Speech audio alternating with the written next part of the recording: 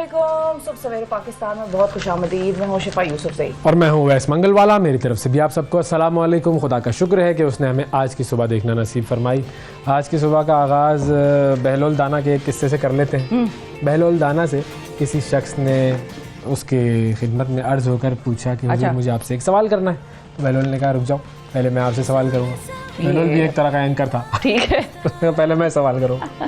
बहरहाल तो बहलोल ने उस शख्स से सवाल किया कि तुम्हारा सवाल करने से पहले तुम मुझे ये बताओ कि क्या तुम खाने पीने के आदाब जानते हो?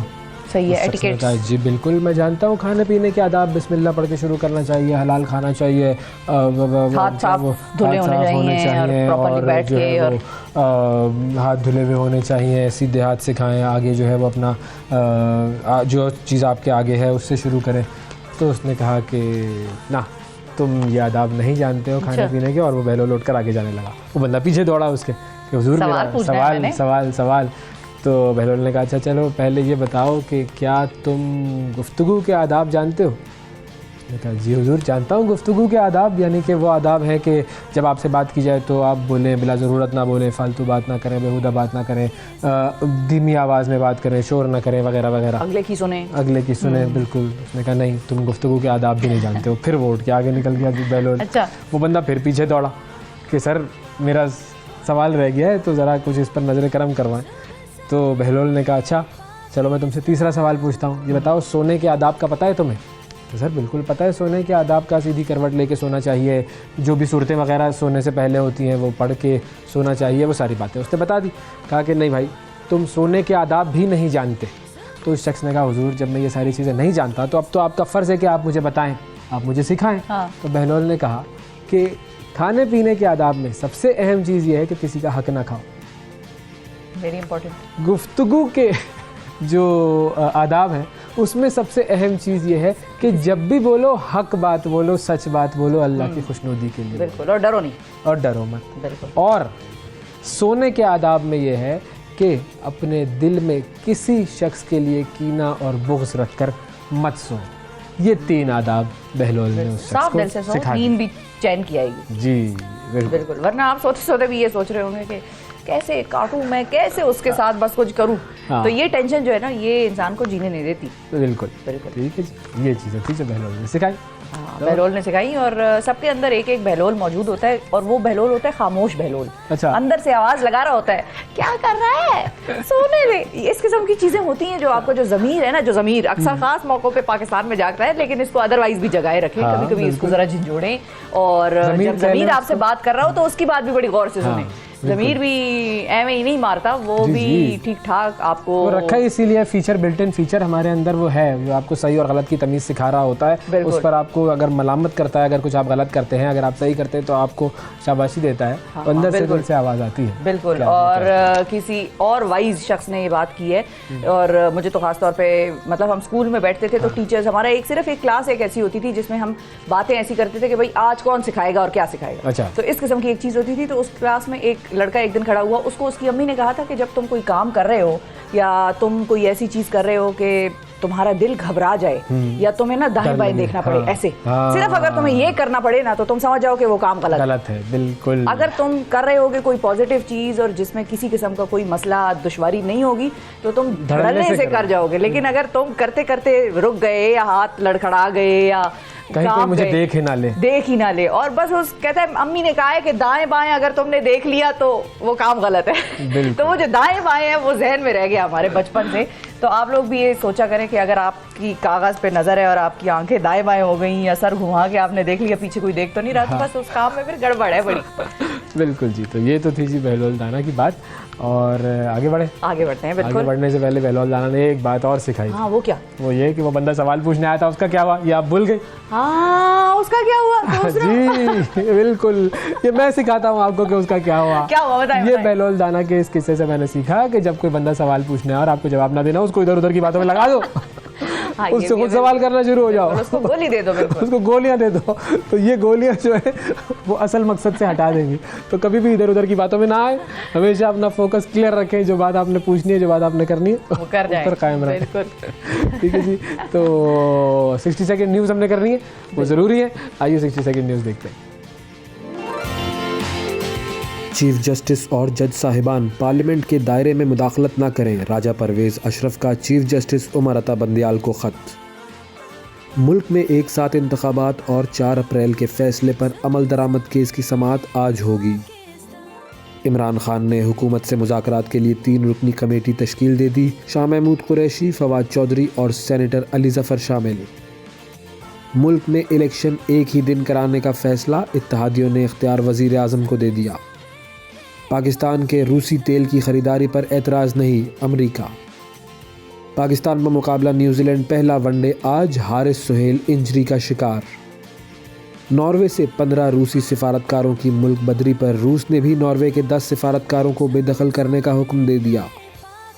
साबिक अमरीकी कॉलम निगार जेन कैरल ने साबिक अमरीकी सदर डोनाल्ड ट्रंप पर 27 बरस कबल जिनसी ज़्यादती करने का इल्ज़ाम लगा दिया। मसीहियों के रूहानी पेशवा पोप फ्रांसिस ने बिशप्स के आइंदा इजलास में ख़वातीन को वोट का हक देने का फ़ैसला कर लिया। और ईरानी सुप्रीम लीडर आयतुल्लाह ख़ामनाई के साबिक नुमाइंदे आयतुल्लाह अब्बास अली सुलेमानी कातिलाना हमले में जा बहक, हमलावर गिरफ्तार।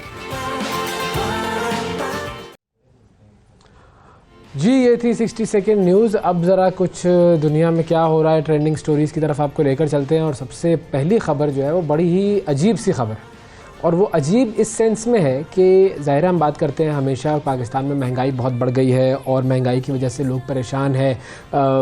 अच्छा, बहुत मरतबा हमें वो महंगाई नज़र आती है, ज़ाहिर है जो मुतवस्सित तबका है या जो लोअर इनकम तबका है उनके लिए तो महंगाई है।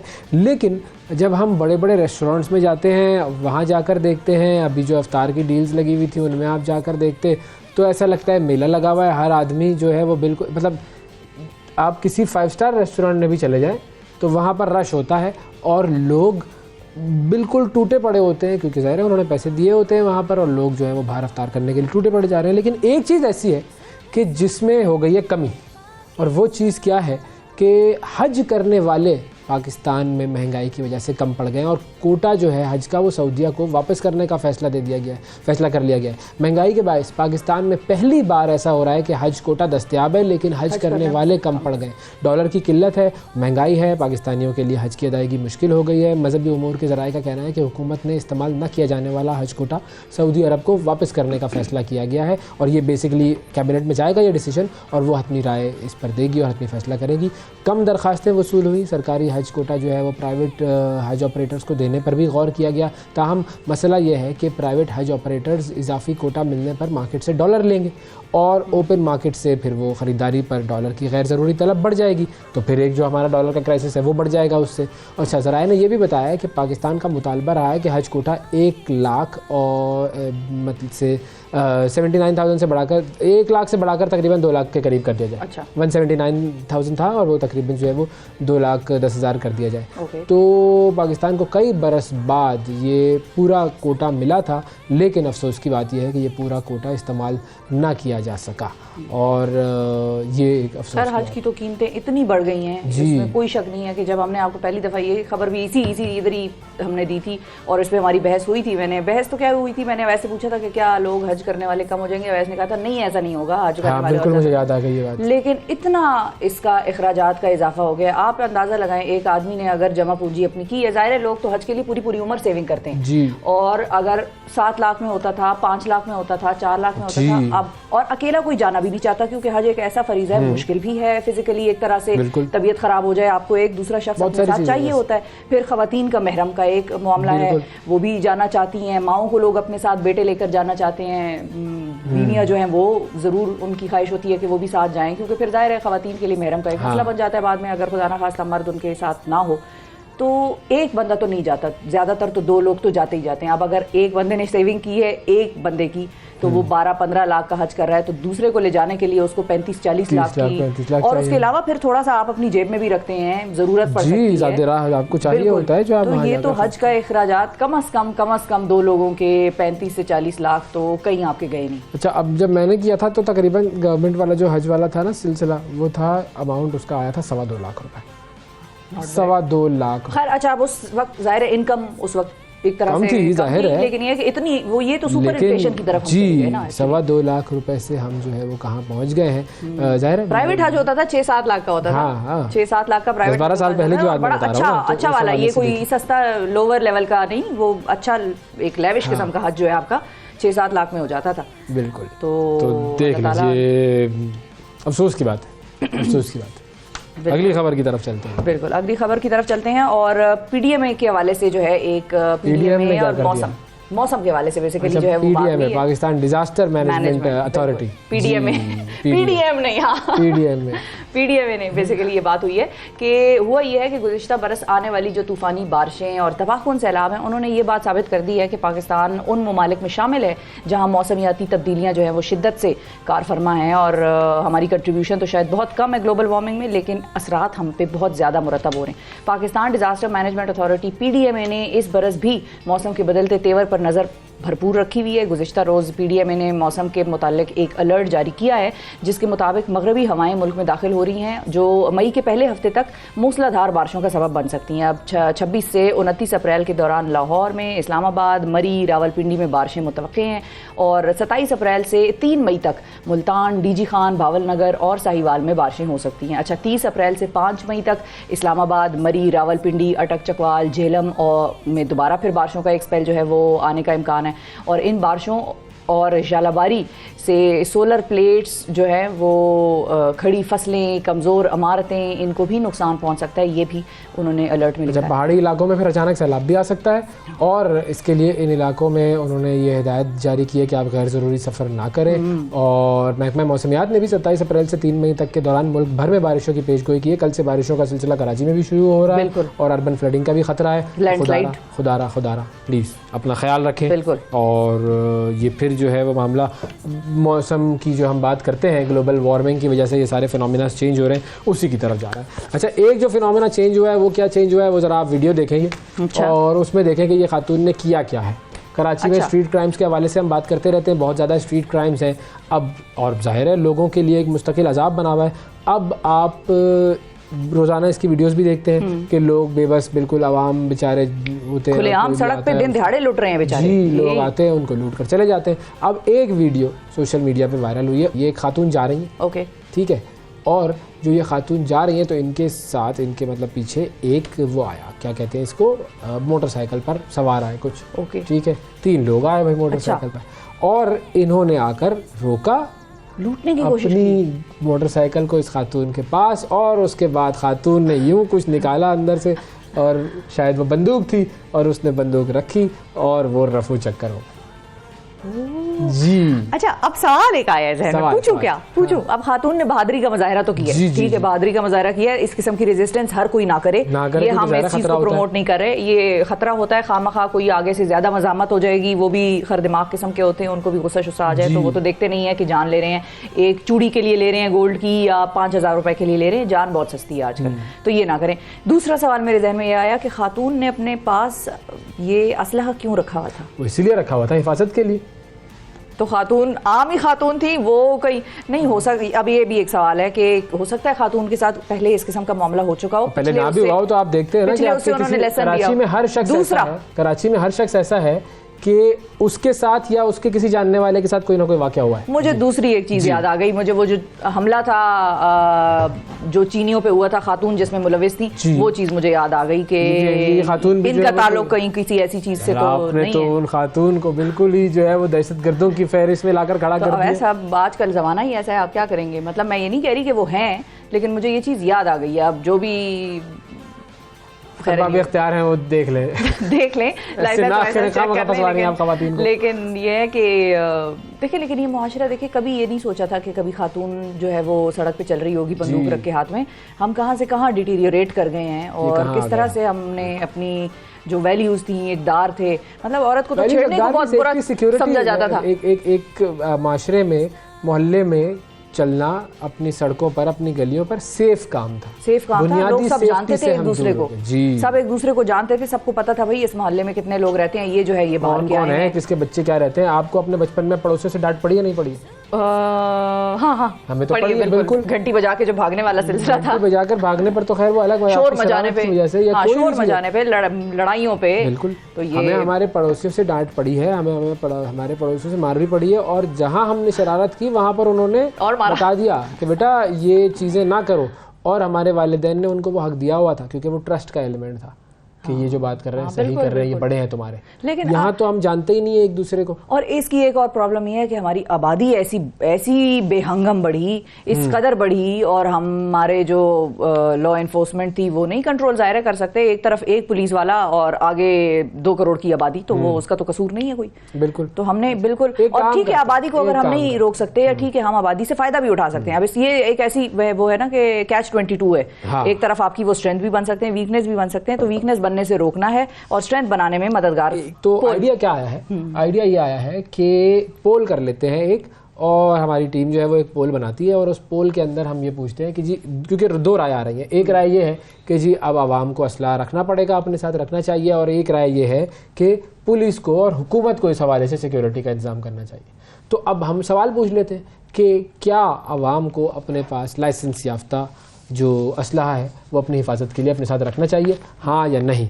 ये अगर हमारी टीम पीछे एक पोल बना दे थोड़ी देर में, तो हम आपको जो है वो पोल का सवाल दिखा देंगे प्रोग्राम के आखिर में। इसको जो है वो हम अपने रिजल्ट भी अनाउंस कर देंगे, हम अपने डिजिटल मीडिया पर डाल देते हैं, जो ट्विटर है हमारा और फेसबुक है उस पर डाल देते हैं, और आप वहाँ पर जाकर जवाब दे दीजिए। कुछ देर में जाकर वहाँ पर ये पोल में पार्टिसिपेट करें। ठीक है जी। तो ये सरा हमारी टीम से अचानक आइडिया आया। मेरी टीम मुझसे कहती है भाई अचानक आप आइडिया आ जाते हैं, आपको ये सही बात नहीं है, लेकिन अब क्या करें, आइडिया अचानक ही आता है। यूरिका मोमेंट होता है ना, हाँ, आइडियाज अचानक आते हैं। वो नहीं होता कि हम इंतजार कर रहे हैं कि अगले साल आइडिया निकालेंगे जी। तो वो आ जाता है जी। तो ये तो थी जी असलहे की और दौलत लूटने की खबर।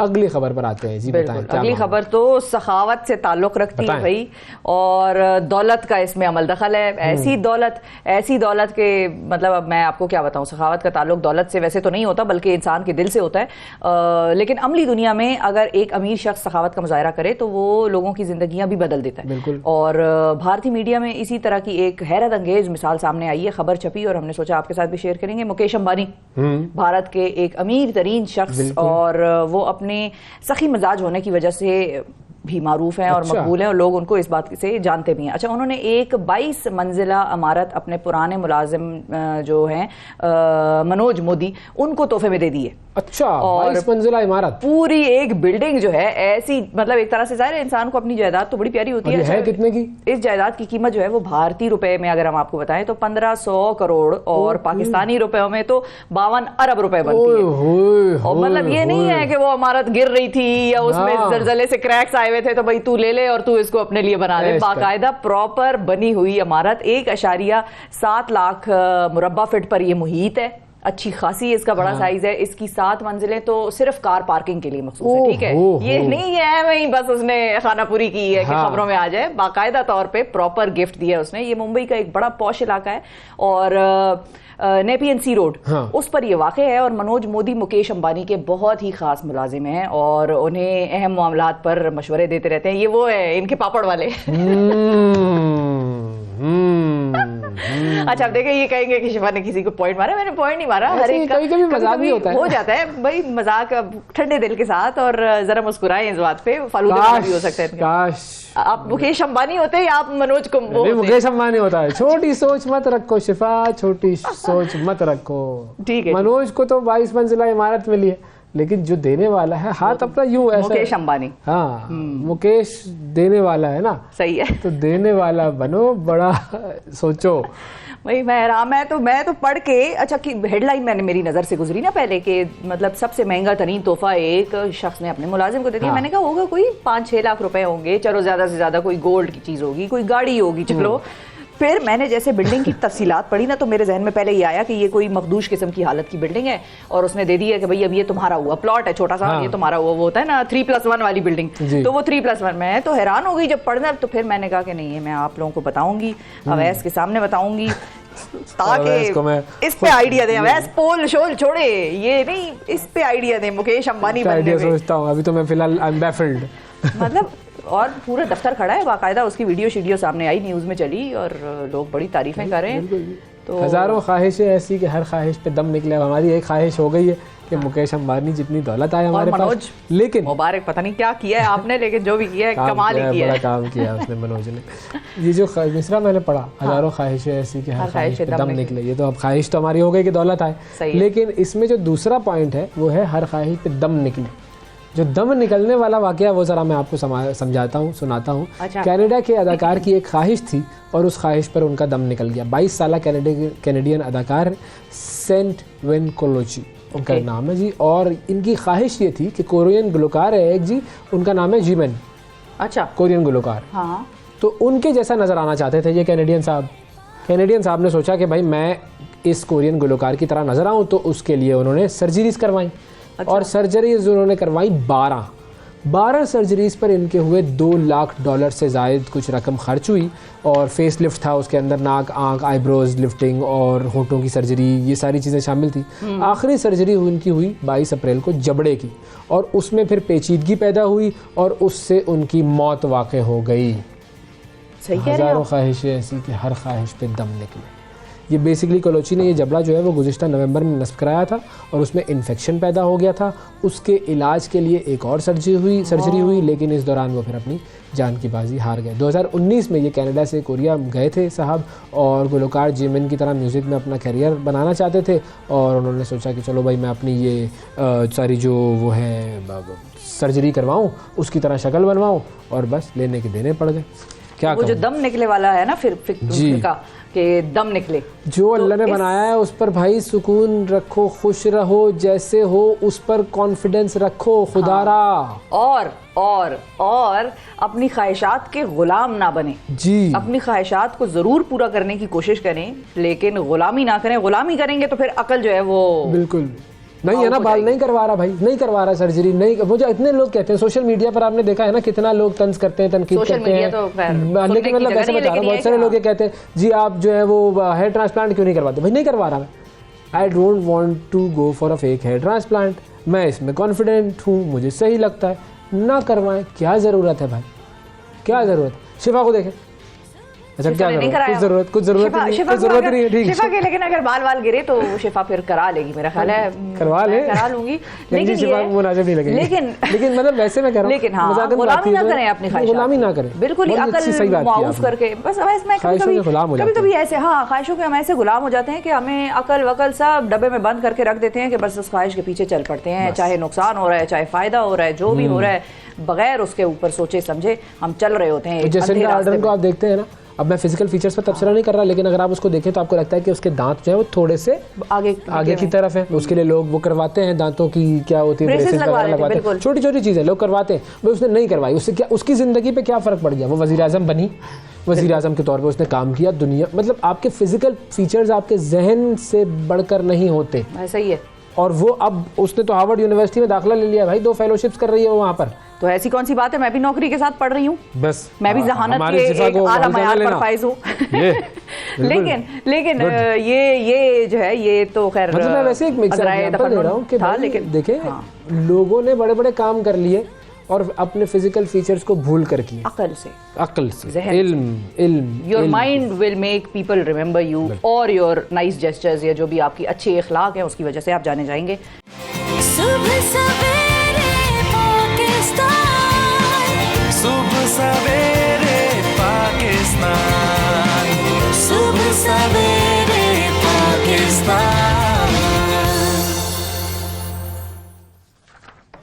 वेलकम बैक जी, सुबह सवेरे पाकिस्तान में एक मरतबा फिर खुशामदीद। पाकिस्तान में जो बिजली के बढ़ते हुए नर्ख हैं उसने सबको परेशान कर दिया है। गर्मियों की शिद्दत बढ़ रही है, बिलों की हिद्दत बढ़ रही है, हर चीज़ जो है वो लड़ रही है आपस में।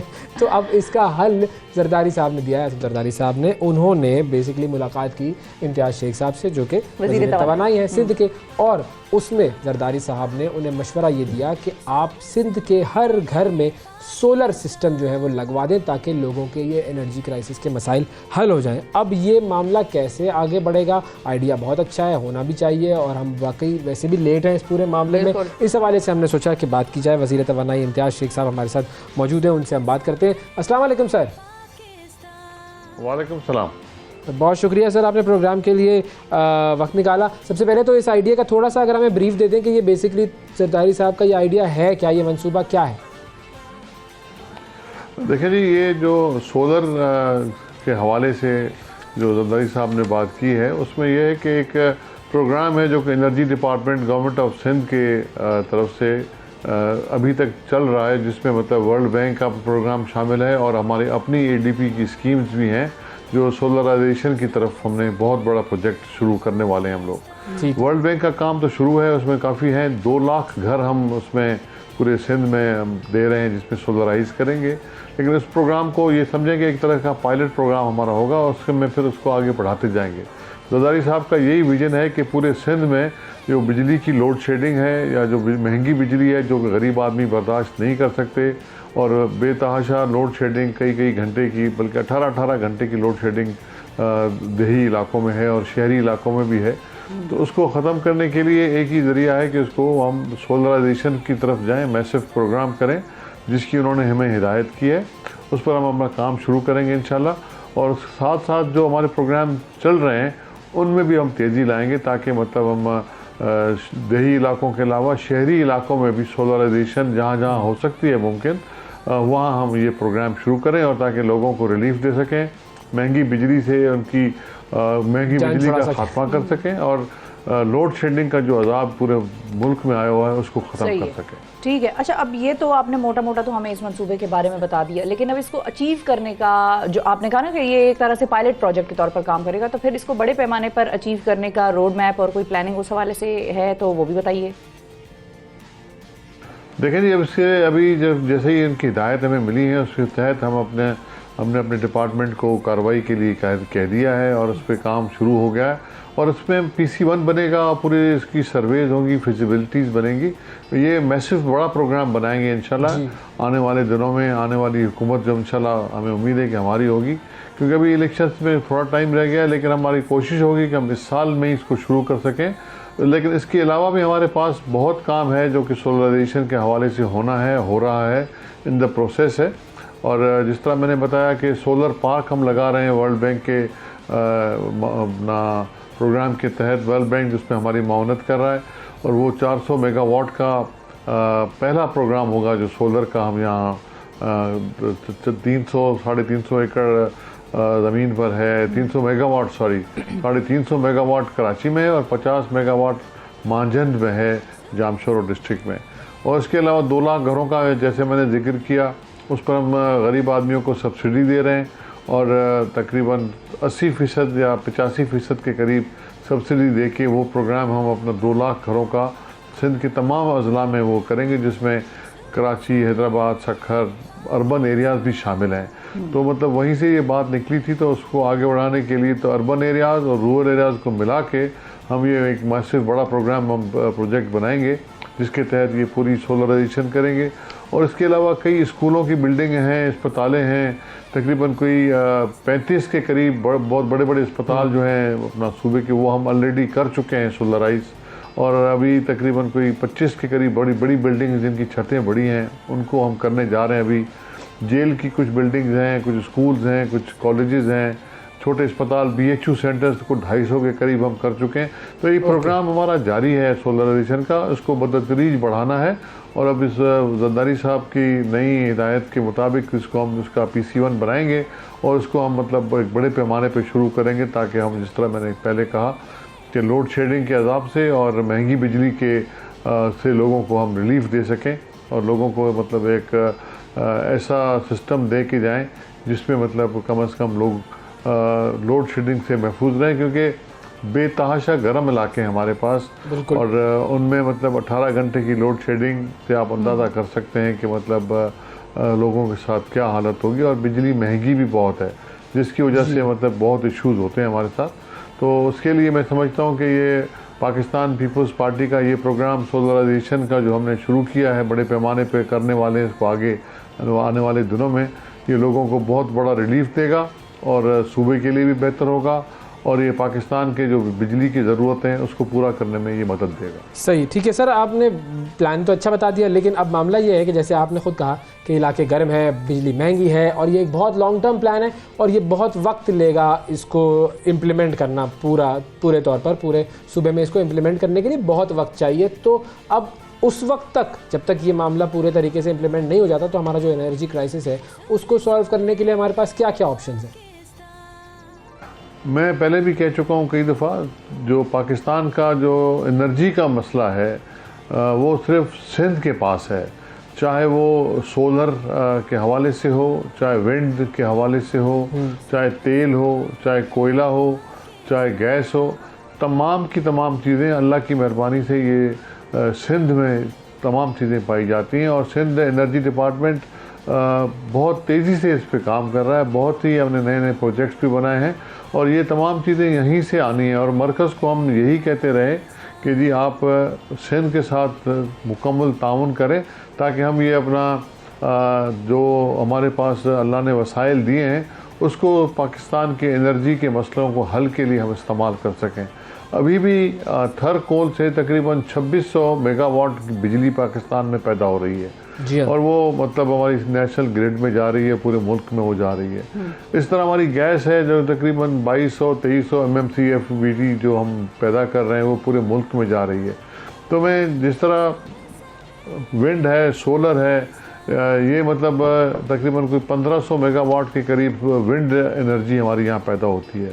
सोलर भी तकरीबन अभी हमने बड़े पैमाने पे शुरू किया, जिस तरह मैंने कहा उसका भी तकरीबन को 500-600 मेगावाट हम इधर अभी तक पैदा कर रहे हैं मुख्तलिफ प्रोजेक्ट्स पे, और कुछ प्रोजेक्ट्स ज़ेरे अंडर कंस्ट्रक्शन है और वो मतलब प्रोसेस उस पर जारी है हमारा।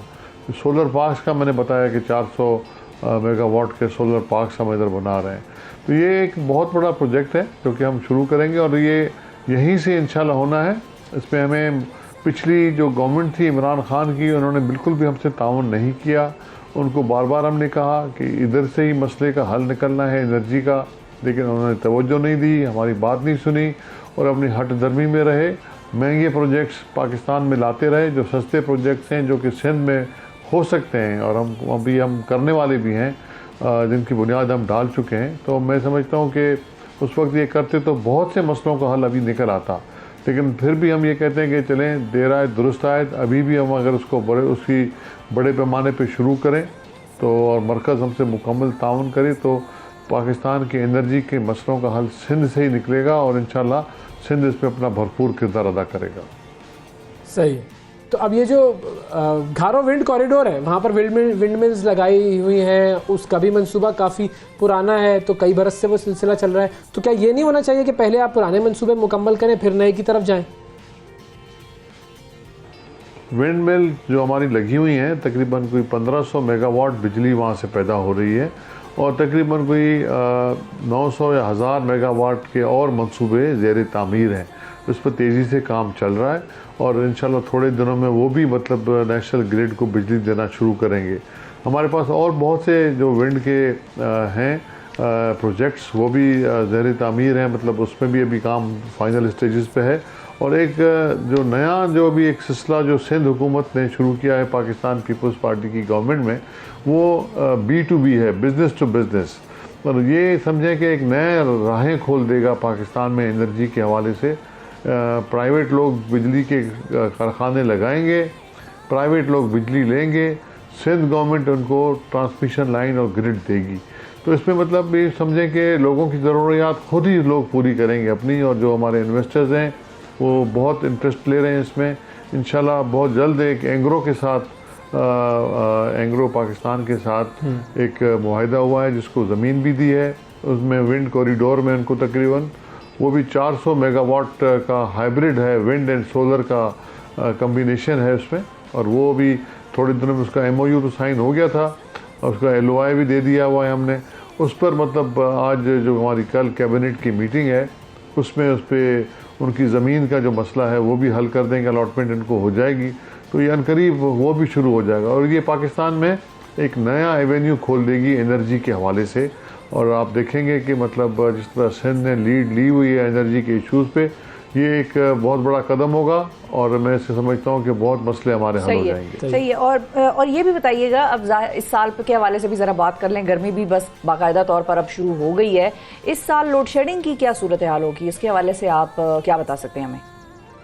देखिए जी, लोड शेडिंग तो रहेगी। लोड शेडिंग जहाँ तक ताल्लुक़ है पिछले साल के लगभग वही रहेगी, क्योंकि अभी तक इसमें जो नए मंसूबे सस्ती बिजली वाले वो अभी शामिल हो रहे हैं। जिस तरह भी मैंने बताया कि 2600 मेगावाट के बिजली के पैदावार हो रही है थर से, तो वो सबसे पाकिस्तान में सस्ती तरीन बिजली थर कोल से बनती है जी हाँ। और थर कोल दे रहा है। उसके बाद ये विंड और ये जो सोलर हैं ये भी बहुत सस्ते एनर्जी के प्रोजेक्ट्स हैं, तो ये सिंध में आते हैं। और मैं लोड शेडिंग में हमारी कोशिश होगी कि लोड शेडिंग को जितना कम किया जा सके उसको करें। लेकिन ये आपको बता दूं, ये फेडरल गवर्नमेंट में जो हमारी पावर डिवीज़न है वो इस मसलों को देखती है। NTDC जो हमारा नेशनल ट्रांसमिशन की हमारी डिस्पैच कंपनी है वो देखते हैं। ओवरऑल कंट्रोल भी वहीं से होता है, लेकिन हमारा काम जो है वो फैसिलिटेट करना है। सिंध गवर्नमेंट इनको प्रोजेक्ट्स देती है, सिंध में ज़मीन देती है कि वो प्रोजेक्ट लगा सकें, और मतलब इस तरह की चीज़ें बहुत यहाँ हमने की हैं, फैसिलिटेशन दी है। वेस्ट टू एनर्जी के भी प्रोजेक्ट्स हमारे पास तकरीबन 100 मेगावाट के अंडर कंस्ट्रक्शन है यहाँ, मतलब उस पर भी काम हो रहा है। तो एक क्योंकि इसमें टाइम थोड़ा लगता है, लॉन्ग टर्म प्रोजेक्ट्स होते हैं, तो उसमें हमारी कोशिश होगी ये सस्ती बिजली और मतलब ये लोड शेडिंग का खात्मा, ये हमारी तरजीह है। उसमें हम भरपूर मदद करेंगे फेडरल गवर्नमेंट की। अगर वो हमारे साथ ताउन करेंगे तो ये मसला भी काफ़ी हद तक हल हो सकता है। ठीक है, बहुत शुक्रिया अदा करेंगे। और इंशाल्लाह वैसे ने बहुत भरपूर अंदाज में कहा है। मैं चाहता हूँ कि मसला हल हो। बिल्कुल बिल्कुल, हम सब चाहते हैं कि ये मसाइल हल हो, आवाम को ज़रा सुख का सांस लेना नसीब हो। बहुत शुक्रिया अदा करेंगे। इम्तियाज़ शेख साहब हमारे साथ मौजूद थे, वज़ीर तवानाई सिंध। अब ज़रा बात करते हैं, एक और मसला है जिसने कि सर उठाने की कोशिशें शुरू कर दी हैं। साइंसदान कोरोना वायरस का जोर तो तोड़ने में कामयाब हो गए, लेकिन उसने भी बड़ी तबाही मचाई। अब दोबारा वो शक्लें बदल कर हमला आवर होने की कोशिशें कर रहा है। इसका ताज़ा तरीन जो वेरिएंट है वो ऑक्टियोरस है, जो कि दुनिया के 22 ममालिक में फैल चुका है। मगर तशवीशनाक बात यह है कि कोविड-19 के अलावा भी मुख्तलिफ अकसाम के ख़तरनाक वायरस जो हैं वो भी हमला आवर हो रहे हैं। और उसकी ताज़ा तरीन मिसाल कुछ दिनों से खबरों में चल रही है, वो है मंकी पॉक्स। ये एक ऐसा वायरस है जो तेज़ी से दुनिया में फैल रहा है और आलमी अदारा सेहत के मुताबिक दुनिया में इसके 87,000 से ज़ायद केसेस जो हैं वो सामने आए हैं और ये वायरस 130 अफराद की जान ले चुका है। इस्लामाबाद में भी गुज़िश्ता दिनों 2 अफराद में मंकी पॉक्स वायरस की तस्दीक हुई है। अब उसके बाद जो सिंध हेल्थ सर्विसेज हैं, डायरेक्टरेट जनरल ने अस्पतालों को 5 से 10 कमरे इस वायरस के मरीज़ों के लिए तैयार रखने की हिदायत कर दी है। अब ये जो वायरसेस की सूरत हाल है इसके हवाले से हम बात करेंगे। हमारे साथ मौजूद हैं जी साबिक मुआविन खुसूसी बराए सेहत ज़फ़र मिर्ज़ा साहब। अस्सलाम वालेकुम सर। जी अस्सलाम वालेकुम। थैंक यू सर, बहुत शुक्रिया प्रोग्राम के लिए, आपने वक्त दिया। अब ये थोड़ा सा मंकी पॉक्स के बारे में हमें ज़रा गाइड कर दें कि ये मंकी पॉक्स का मामला है क्या, ये अचानक कहाँ से आया है और कैसे पता चलेगा कि ये किसी को मंकी पॉक्स है, क्या इसके सिम्टम्स वगैरह होते हैं? जी शुक्रिया। वैस मंकी पॉक्स की कोरोना वायरस की तरह या दीगर जो कम्युनिकेबल डिजीज़ हैं उनकी तरह एक कम्युनिकेबल डिजीज़ है, यानी कि ये फैलता है एक शख्स से दूसरे तक। ये एक वायरस की वजह से होता है। ये जो वायरस है ये बहुत रिलेटेड है या यानी उसी तरह का है जिस तरह का स्मॉल पॉक्स, चीचक जो बीमारी थी उसका जो वायरस था उसी की फैमिली से ये वायरस है। ये 1958 में सबसे पहले इसका पता चला था और उस वक्त तक ये महदूद था मगरबी अफ्रीका में और वेस्ट अफ्रीका के जो ममालिक हैं उनमें, Nigeria, Chad, Central African Republic of Congo, इन मुल्कों के अंदर था। लेकिन कुछ पिछले 1-2 सालों में ये दूसरे ममालिक में भी दरियाफ्त हुआ, यानी इसका पता चला। और जिस तरह आपने फरमाया शुरू में, अब तक ये तकरीबन 110 ममालिक में ये डिटेक्ट हो चुका है। अच्छा, आपने पूछा कि इसके साइन सिम्टम्स क्या हैं, तो इसमें बेसिकली उसी तरह बुखार, जिस्म में दर्द, सर दर्द खास तौर पे होती है, लेकिन इसकी जो खास निशानी है वो ये है कि इसमें कुछ फिंसी नुमा चीज़ें उभरती हैं जिस्म के अंदर, जो कि हाथ की हथेलियों पे खास तौर पे और पाँव के तलवों में और बॉडी के अंदर जहाँ जहाँ फोल्ड्स है, मसलन बगलों के अंदर या टांग जहाँ पेट के साथ मिलती है, वो जो फोल्ड बनता है उसके अंदर, और जो हमारे सेक्सुअल ऑर्गन्स हैं उनके अराउंड ये होता है, फिंसियाँ बनती हैं। और ये शुरू में बहुत मामूली सी फिंसियाँ होती हैं, लेकिन फिर आहिस्ता आहिस्ता इनमें पानी पड़ जाता है, काफ़ी पेनफुल होती हैं, और फिर ये 3 से 4 हफ्ते के दौरान ये ज़रा थोड़ी बड़ी होके ये सूख जाती हैं, और उसके बाद ये बीमारी ख़त्म हो जाती है। तो ये इसकी मोटी मोटी निशानियां हैं। अब आप आगे जब पूछेंगे तो मैं फिर इसके बारे में कुछ और आपको बताऊंगा। जी हाँ, एक और जो निशानी इसकी बहुत बड़ी है, ये भी बताइए कि अब इसमें जी मैं बता रहा था कि इसमें एक और जो बहुत बड़ी निशानी है इसकी, वो ये है कि जिस्म में गिल्टियां भी बन जाती हैं। तो गर्दन के अराउंड, हमारी बगलों में छोटी छोटी गिल्टियां बन जाती हैं जो पेनफुल होती हैं। ये लिम्फ एडिनोपैथी है, यानी जो हमारी लिम्फ नोड्स हैं उनके अंदर भी ये इन्फेक्शन हो जाती है। जी सही। अच्छा, अब इन सिम्टम्स को अगर आप देखें किसी शख्स के अंदर, तो क्या वही मामला है कोविड वाला कि उसको भी आइसोलेट कर दिया जाए, क्योंकि जैसे आपने बताया कि ये फैलती है, एक शख्स से दूसरे को लग जाती है, और क्या इसके और क्या इसके अंदर भी वो पोटेंशियल मौजूद है कि ये एक जैसे कोविड की सूरत हाल थी उस तरह फैल जाए? जी अच्छा, ये बहुत अहम है हमारे नाजरीन के लिए समझने के लिए कि ये फैलती कैसे है। चूँकि कोविड-19 लोगों के जहन में अभी ताज़ा है और वो बहुत सारे लोग मुमासलत ढूंढेंगे मंकी पॉक्स और कोविड-19 के दरमियान, तो इसलिए मेरा ख्याल ये बताना बहुत ज़रूरी है कि ये इसका जो फैलाव है वो कोविड की तरह नहीं फैलती है, इसलिए कि कोविड जो था वो तो सांस लेने से, छींकने से जो ड्रॉपलेट्स आते हैं उनके जरिए वो फैलता था, तो इसलिए वो बहुत तेज़ी से भी फैलता था। गो के इस पे अभी काफ़ी रिसर्च हो रही है कि क्या मंकी पॉक्स भी जो है वो छोटे छोटे महीन जो ड्रॉपलेट्स होते हैं उनके ज़रिए फैलता है या नहीं फैलता, लेकिन अभी तक इसके बारे में ये पता नहीं चल सका। तो फिर ये फैलता कैसे है? ये फैलता है जी बॉडी टू बॉडी कॉन्टेक्ट के ज़रिए।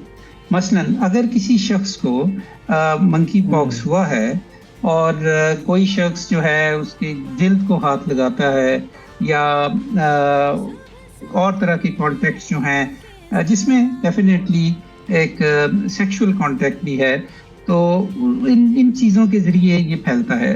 दूसरे लफ्ज़ों में मैं ये कह रहा हूँ कि इसका फैलाव ज़ाहिर है कि फिर जो है ये रोकना निस्बतन आसान है, क्योंकि अगर जब पता चल जाए कि किसी मरीज़ को मंकी पॉक्स है और उसको अगर आइसोलेट कर लिया जाए और उससे एक मुनासिब फासला इख्तियार किया जाए और उससे बराह रास्त टच ना करें उस पेशेंट को, तो ये नहीं फैलेगा। अब तक की जो तहकीक है उसके मुताबिक ये है, जिसका ये भी मतलब है कि जो वो एहतियातें जो हम कोविड के सिलसिले में करते थे, मसलन ये कि मास्क पहनना जो बहुत ज़रूरी हम उसको करार देते थे, उसकी वो अहमियत अभी तक मंकी पॉक्स में नहीं है।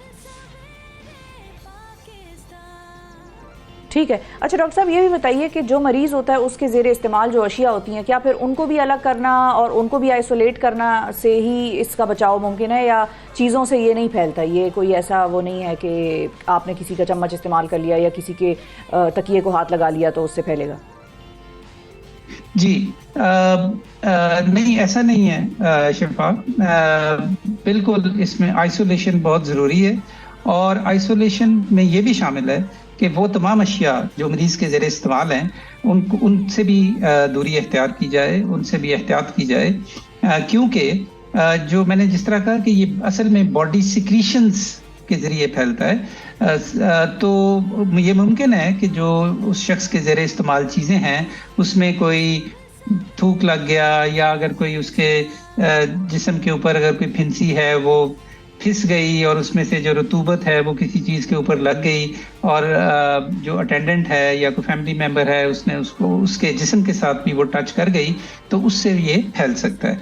तो लिहाजा ये बहुत ज़रूरी है कि मरीज़ के डॉक्टर साहब ये भी बताएं कि अब इलाज जो है इसका, ज़ाहिर है अगर ये फैलता कोविड से ज़रा डिफरेंट तरीके से है, तो इलाज भी इसका थोड़ा सा डिफरेंट होगा। अब क्या उसमें सिर्फ इंतज़ार ही है कि इसका टाइम पूरा हो और ये जो दाने हैं या जो भी ये है ये सूख जाए और ये खुद ही अपनी लाइफ जो है वो गुजारे और फिर आप नॉर्मल हो जाएंगे, ठीक हो जाएंगे, या इसके कोई दवाइयाँ और कोई ऐसी चीज़ भी एग्जिस्ट करती है? और इसकी वैक्सीन के हवाले से भी थोड़ा सा बताइएगा।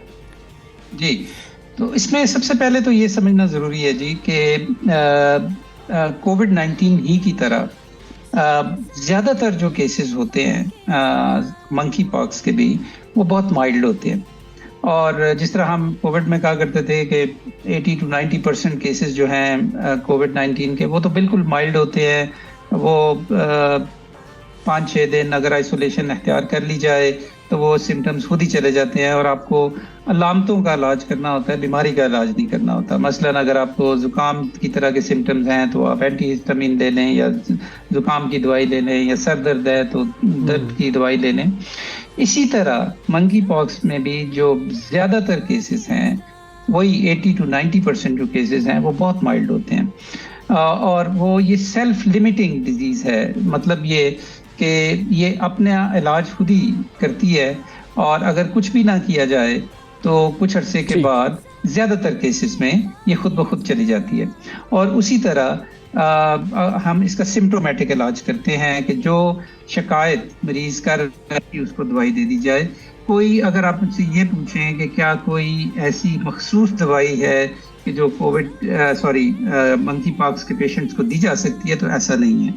अब रही बात वैक्सीन की, तो असल में बिल्कुल ठीक है जी। ये बहुत वैक्सीन की, जी। हाँ, ये बहुत इम्पोर्टेंट बात है कि असल में मैंने जिस तरह शुरू में अर्ज किया कि ये उसी फैमिली का वायरस है जिससे कि चीचक का मरीज फैलता था।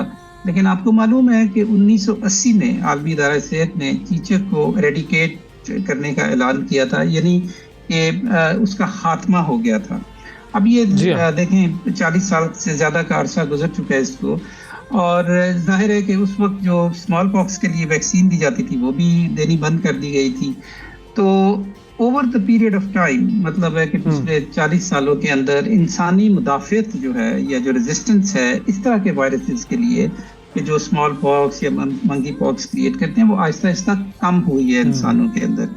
और एक थ्योरी ये भी है कि ये शायद वजह है कि अब कि जैसे जैसे इंसान के अंदर इसकी मुदाफ़ियत कम हुई है, तो अब ये मंकी पॉक्स की सूरत में जो बीमारी है वो दोबारा सर उठा रही है। तो इसके लिए स्मॉल बिल्कुल ठीक है डॉक्टर साहब, हमारा वक्त जो है वो बिल्कुल ख़त्म हो चुका है, तो हम इसको फिर एक अगली नज़र रखते हैं इंशाल्लाह, और मज़ीद इसके ऊपर आपसे हम मालूमात हासिल करेंगे। बहुत शुक्रिया अदा करेंगे। डॉक्टर ज़फ़र मिर्ज़ा साहब हमारे साथ मौजूद थे। नाज़रीन, वक्फा लेते हैं, वक्फे के बाद दोबारा हाजिर होंगे। सुबह सवेरे पाकिस्तान, सुबह सवेरे पाकिस्तान, सुबह सवेरे पाकिस्तान।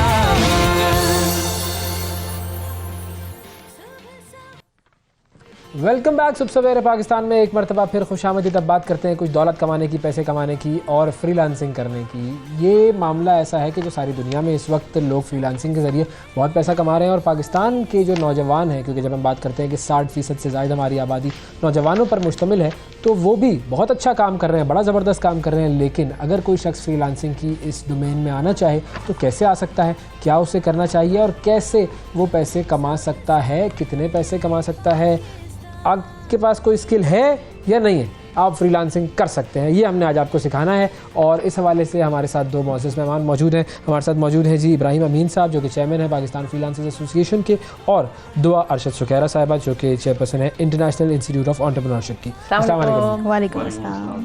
बहुत शुक्रिया, खुशामदीद आपको प्रोग्राम के लिए वक्त निकाला। आपने बहुत शॉर्ट नोटिस पे हमें इनवाइट कर लिया। नहीं थैंक यू, बहुत शुक्रिया कि आप लोग आए।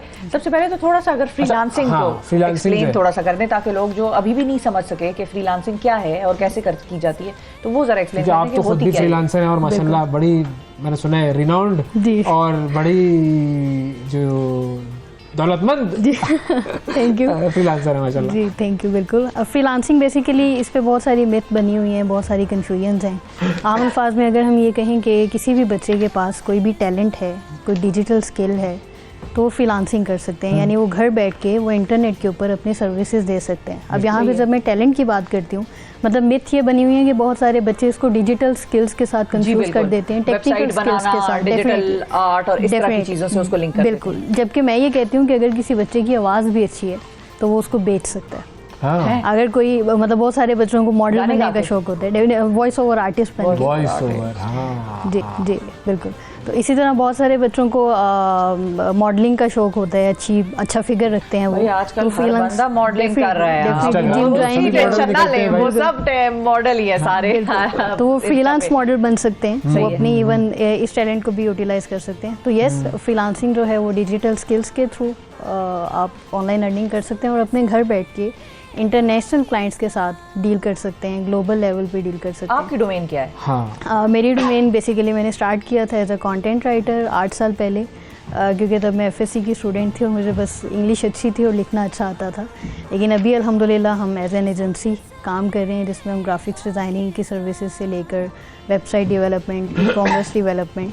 तो ये आपने अकेले शुरू किया 8 साल पहले? डेफिनेटली अकेले शुरू और किया। अब आप जो है वो जी। कितने लोग आपके साथ काम कर रहे हैं? अभी मेरी जो पर्सनल टीम है वो 15+ जो है, उसमें फ्रीलांसर्स ही हैं और सब अच्छा कमाते हैं? सब बेहतरीन कमाते हैं और आउटसोर्सिंग करते 16वां हैं। आ सकता है कोई?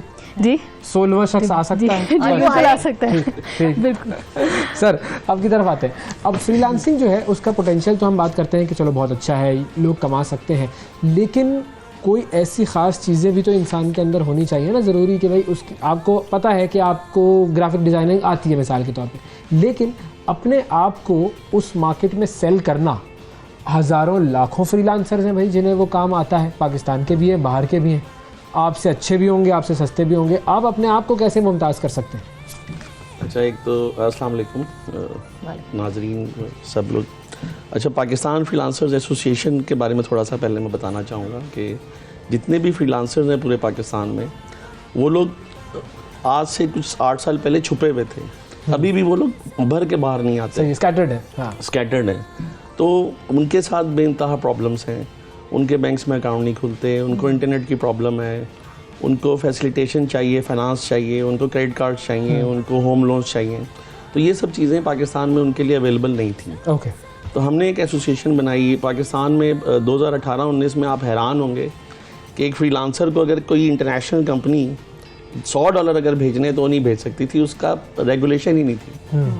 तो B2C पेमेंट इसको कहते हैं। तो B2C payment was not allowed in Pakistan. ठीक है। तो फिर हमने एसोसिएशन बनाई, 2021 में एसोसिएशन बनी और B2C पेमेंट फिर स्टेट बैंक ऑफ पाकिस्तान ने उसको अलाउ किया। और फिर सारे पाकिस्तान के जितने भी बैंक्स हैं उन्होंने फ्रीलांसर्स के लिए घर पे बैठ के बैंक अकाउंट खोलने की फैसिलिटी क्रिएट की। Very good. मतलब आप घर पे बैठ के अपना $US अकाउंट खोल सकते हैं, अपना ₹5 अकाउंट खोल सकते हैं। सेकंड जो सबसे बड़ा मसला था ख़ासतौर पर ख़वातीन के लिए, वो ये था कि घर इनको ना जो भी सर्विसेज दी तो इनको पेमेंट नहीं मिलती थी। कैश ऑन डिलीवरी का बड़ा इशू था, कोई भी सर्विस बेची, कोई चीज़ भेजी तो पैसे कैसे लिए जाएं। तो उसके लिए पेमेंट गेटवे की इनेबलमेंट हम लोगों ने की, ज़ाहिर है 2 बैंक्स के साथ मिलके। सही। आज आप अपने घर बैठ के अपनी वेबसाइट पे पेमेंट गेटवे, मतलब कोई भी डेबिट क्रेडिट कार्ड पूरी दुनिया से चार्ज करवाएं तो आपके पैसे बैंक अकाउंट में आ जाएंगे। ठीक है। तो घर बैठ के आप अपना बैंक अकाउंट खोल लें और उसमें आप पेमेंट गेटवे इंटीग्रेट कर लें। सही है। अब तो आपकी वेबसाइट फुली फंक्शनल हो गई, फुली फंक्शनल हो गई, आपको पेमेंट घर पे आ गई। तो ये एक बहुत बड़ा प्रॉब्लम था।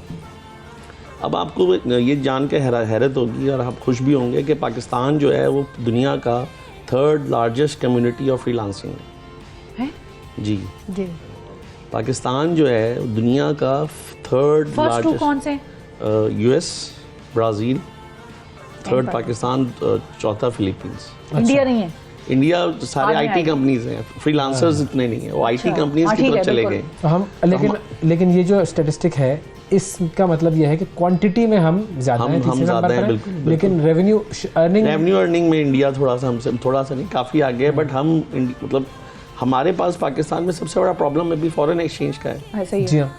तो अगर इन बच्चों को हम इनेबल कर दें, इन बच्चों को हम बेबी स्टेप्स लेके पूरे पाकिस्तान में, जैसे अभी हमारी ऑफलाइन बात हो रही थी, कराची, लाहौर, इस्लामाबाद इज़ नॉट पाकिस्तान। पाकिस्तान और भी हैं, शहर हैं, जैसे आरिफ वाला है। आरिफ वाला में इन्होंने 8 साल में 18,000 बच्चियों को $200 कमाना सिखा दिया। अच्छा, और वो हाँ। 18,000 बच्चियाँ $200 पर मंथ अगर कमाएं तो ये तो 2 अरब रुपए बनता है महीने का। यस यस तो इसी तरह अगर हम छोटे छोटे शहर, छोटे छोटे पॉकेट्स में लोगों को, बच्चों को इनेबल करना शुरू कर दें, 64% आबादी को इनेबल करना शुरू कर दें, बिल्कुल।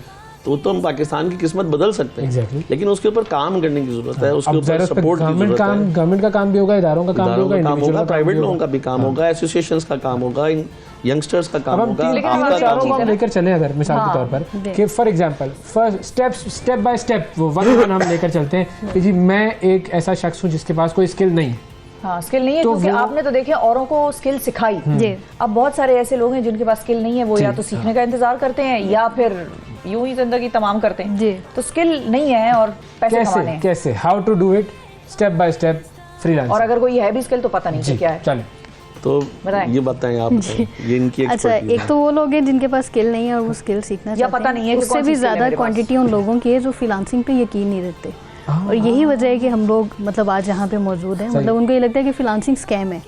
तो सबसे पहली चीज़ ये कि फर्स्ट स्टेप ये है कि अब जैसे मैं अगर टाइज़ की बात करूँ, the international institute of entrepreneurship, तो मैंने आपको कुछ मिथ बताए कि बच्चे कहते हैं कि अभी हम डिग्री कर रहे हैं, अभी तो हम खुद Time स्टडी नहीं की है। लूप में पढ़ रहे हैं फंसे अभी तो, हुए हैं, बिल्कुल। अभी हम कोई टेक्निकल स्किल सीखेंगे, ये भी करना पड़ेगा। तो वो एक मिथ है कि स्टूडेंट के पास खुद भी एक टैलेंट है। इवन मतलब ऐसी सक्सेस स्टोरीज मौजूद हैं अल्हम्दुलिल्लाह। मतलब बच्चे पबजी खेलते हैं, हमेशा ही खेलते हैं, वालिदैन भी नहीं रोक सकते। तो हमने उन बच्चों को पबजी खेलते हुए अर्निंग की तरफ ले आए, लाइक वो अपनी लाइव स्ट्रीमिंग करें यूट्यूब पे। और ऐसी कितनी ही स्टोरीज हैं, सिर्फ पबजी खेलते हुए यूट्यूब पे लाइव स्ट्रीमिंग करते क्या हुए बात वो कर रहे हैं? हज़ारों डॉलर्स कमा रहे माँ हैं। बाप सुन रहे होंगे, आप देख बिल्कुल लें। बिल्कुल ऐसे ही है। आप मैं तो पसंद चाहती नहीं कर रहे हूँ होंगे इस वक्त। नहीं बिल्कुल मतलब अच्छा। और इसमें ये होता है कि स्टूडेंट जब अपना पहला डॉलर अर्न कर लेता है ना, उसके लिए सबसे बड़ी चस्का लग motivation जाता है। होती है। बिल्कुल वो और उसके इर्द गिर्द के लोग, उनको यकीन आ जाता है कि नहीं फ्रीलांसिंग सही। है, अगर हम पहला $1 बना सकते हैं तो हम $1,000 भी बना सकते सही, हैं। तो स्टेप्स पर आते हैं। बिल्कुल। तो पहली चीज़ ये है कि स्टूडेंट अपने टैलेंट को, अपने पैशन को रिकॉग्नाइज करता है, ठीक है। जिसके लिए हम पर्सनली उसको कैरियर काउंसलिंग आप कह लें उनकी करते हैं। जैसे हाउसवाइफ हैं, उनको तो लैपटॉप ओपन करना भी नहीं आता, लेकिन एक स्किल उनके पास हमेशा होती है और वो एक अच्छी कुकिंग की स्किल है। तो अगेन अल्हम्दुलिल्लाह ऐसी बहुत सारी सक्सेस स्टोरीज़ हैं जिसमें ख़वातीन जो हैं वो घर से अपना फेस रिवील किए बगैर अपनी कुकिंग रेसिपी सेल कर रही हैं, यूट्यूब पे अच्छी खासी अर्निंग कर रही हैं। इसी तरह लाइफस्टाइल और इस तरह की जो टिप्स हैं वो दी जाती हैं। वो रिटन फॉर्म में भी हो सकती हैं अगर इंग्लिश अच्छी है, अच्छा लिखना आता है, और अगर वो वीडियो बना के लगा दें। और साउथ पंजाब से आप अभी सर्च करें तो यूट्यूब पे बहुत सारी ख़वातीन इसमें अर्निंग कर रही हैं। ठीक है, तो पहला स्टेप ये होगा कि आप अपनी उस स्किल को आइडेंटिफाई करें। Definitely, बिल्कुल और जी। उसके बाद उसके बाद ये है कि कुछ स्किल ऑलरेडी होती हैं स्टूडेंट्स के अंदर, उसको पॉलिश किया जाता है। और लास्ट बट नॉट लीस्ट इसमें होता है कि आप फ्रीलांसिंग मार्केट प्लेसेस ज्वाइन करें। मैं हमेशा बच्चों को कहती हूँ कि आपको बेचना आना चाहिए। हाँ, आपके पास ये जो टैलेंट सिखाएं है, ना, ये बिल्कुल। सिखाएं, बिल्कुल। और मैं इसको लास्ट नहीं रखती, मैं इसको फर्स्ट पे ले जाती हूँ। मतलब इवन आप आउटसोर्सिंग भी कर सकते हैं। अगर आपके पास कोई स्किल नहीं है, आपको बेचना आता है, आप एक्सपर्ट हायर करें, आप आउटसोर्सिंग करें।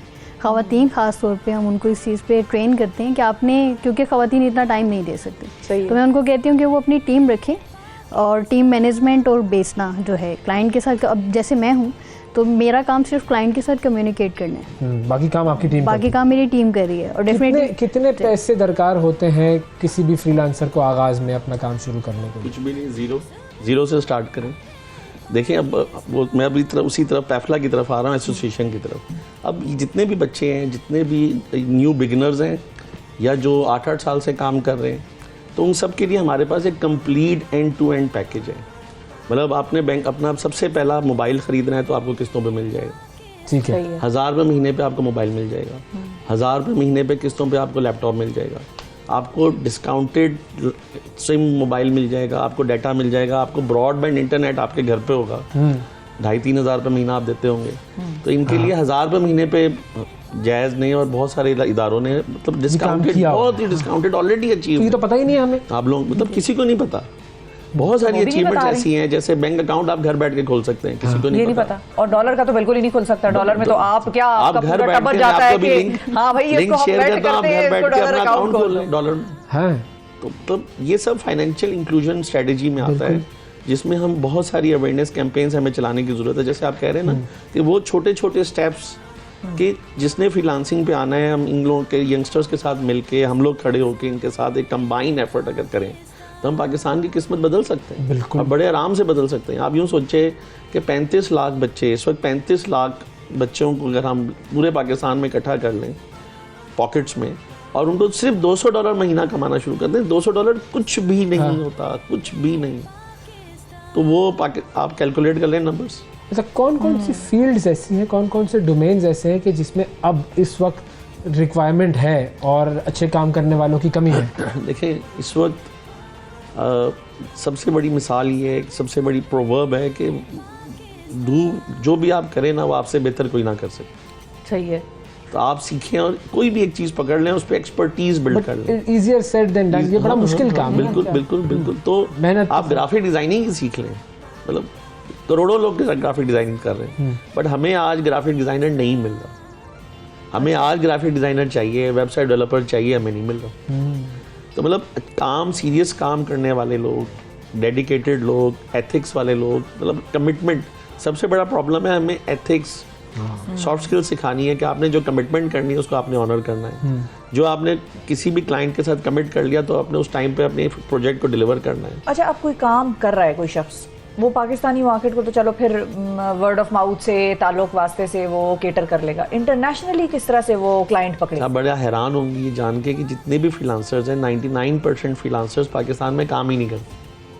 सब इंटरनेशनल क्लाइंट्स के साथ हाँ, काम मतलब वो उन तक रसाई कैसे होती है, वो कैसे? प्लेटफॉर्म्स हैं, फाइवर है, अपवर्क है, 100 के करीब फ्रीलांसिंग वेब प्लेटफॉर्म्स हैं जहाँ पे वो अपने आप को रजिस्टर करते हैं और वो अपना पोर्टफोलियो उस पर डालते हैं। जिस तरह लिंक्डइन, जिस तरह फाइवर, अपवर्क है, लिंक्डइन पे आप अपने आप को आउटरीच करते हैं। फाइवर, अपवर्क, freelance.com, इस तरह के और बहुत सारे प्लेटफॉर्म्स हैं, फ्रीलांसिंग के प्लेटफॉर्म्स हैं। अच्छा, पाकिस्तान अब बदकिस्मती से या फ्रीलांसर्स की खुशकिस्मती कि इतना उसकी करेंसी डिवैल्यूएट हो गई है कि जब ये $5, $10 पे अपना डालते हैं तो इट्स इनएविटेबल कि उनको काम मिलेगा ही मिलेगा।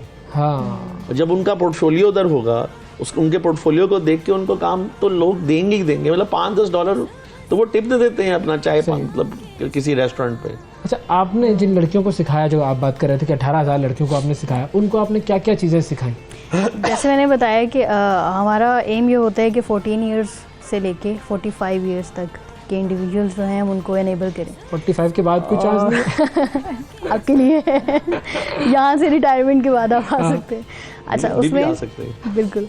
तो उसमें ये होता है कि डिपेंड करता है। अब कुछ बच्चे जो स्कूल से फ्री होते हैं उनको फ्रॉम स्क्रैच लेके चलना पड़ता है। लाइकवाइज जो हाउसवाइफ हैं 40 से 45 की उसमें जो आते हैं उनको भी फ्रॉम स्क्रैच लेके चलना पड़ता है। अब इसमें एज ग्रुप है जो यूनिवर्सिटी स्टूडेंट्स वाला, कॉलेज गोइंग स्टूडेंट्स वाला, क्योंकि आजकल एंड्रॉयड फ़ोन और टेक्नोलॉजी सबके पास है, हाथ में है, तो उनके लिए बहुत इजी हो जाता है। लाइक वो फेसबुक ऑलरेडी यूज़ कर रहे हैं, हमने उनको बताना है कि इस फेसबुक से पैसे कैसे कमाएं।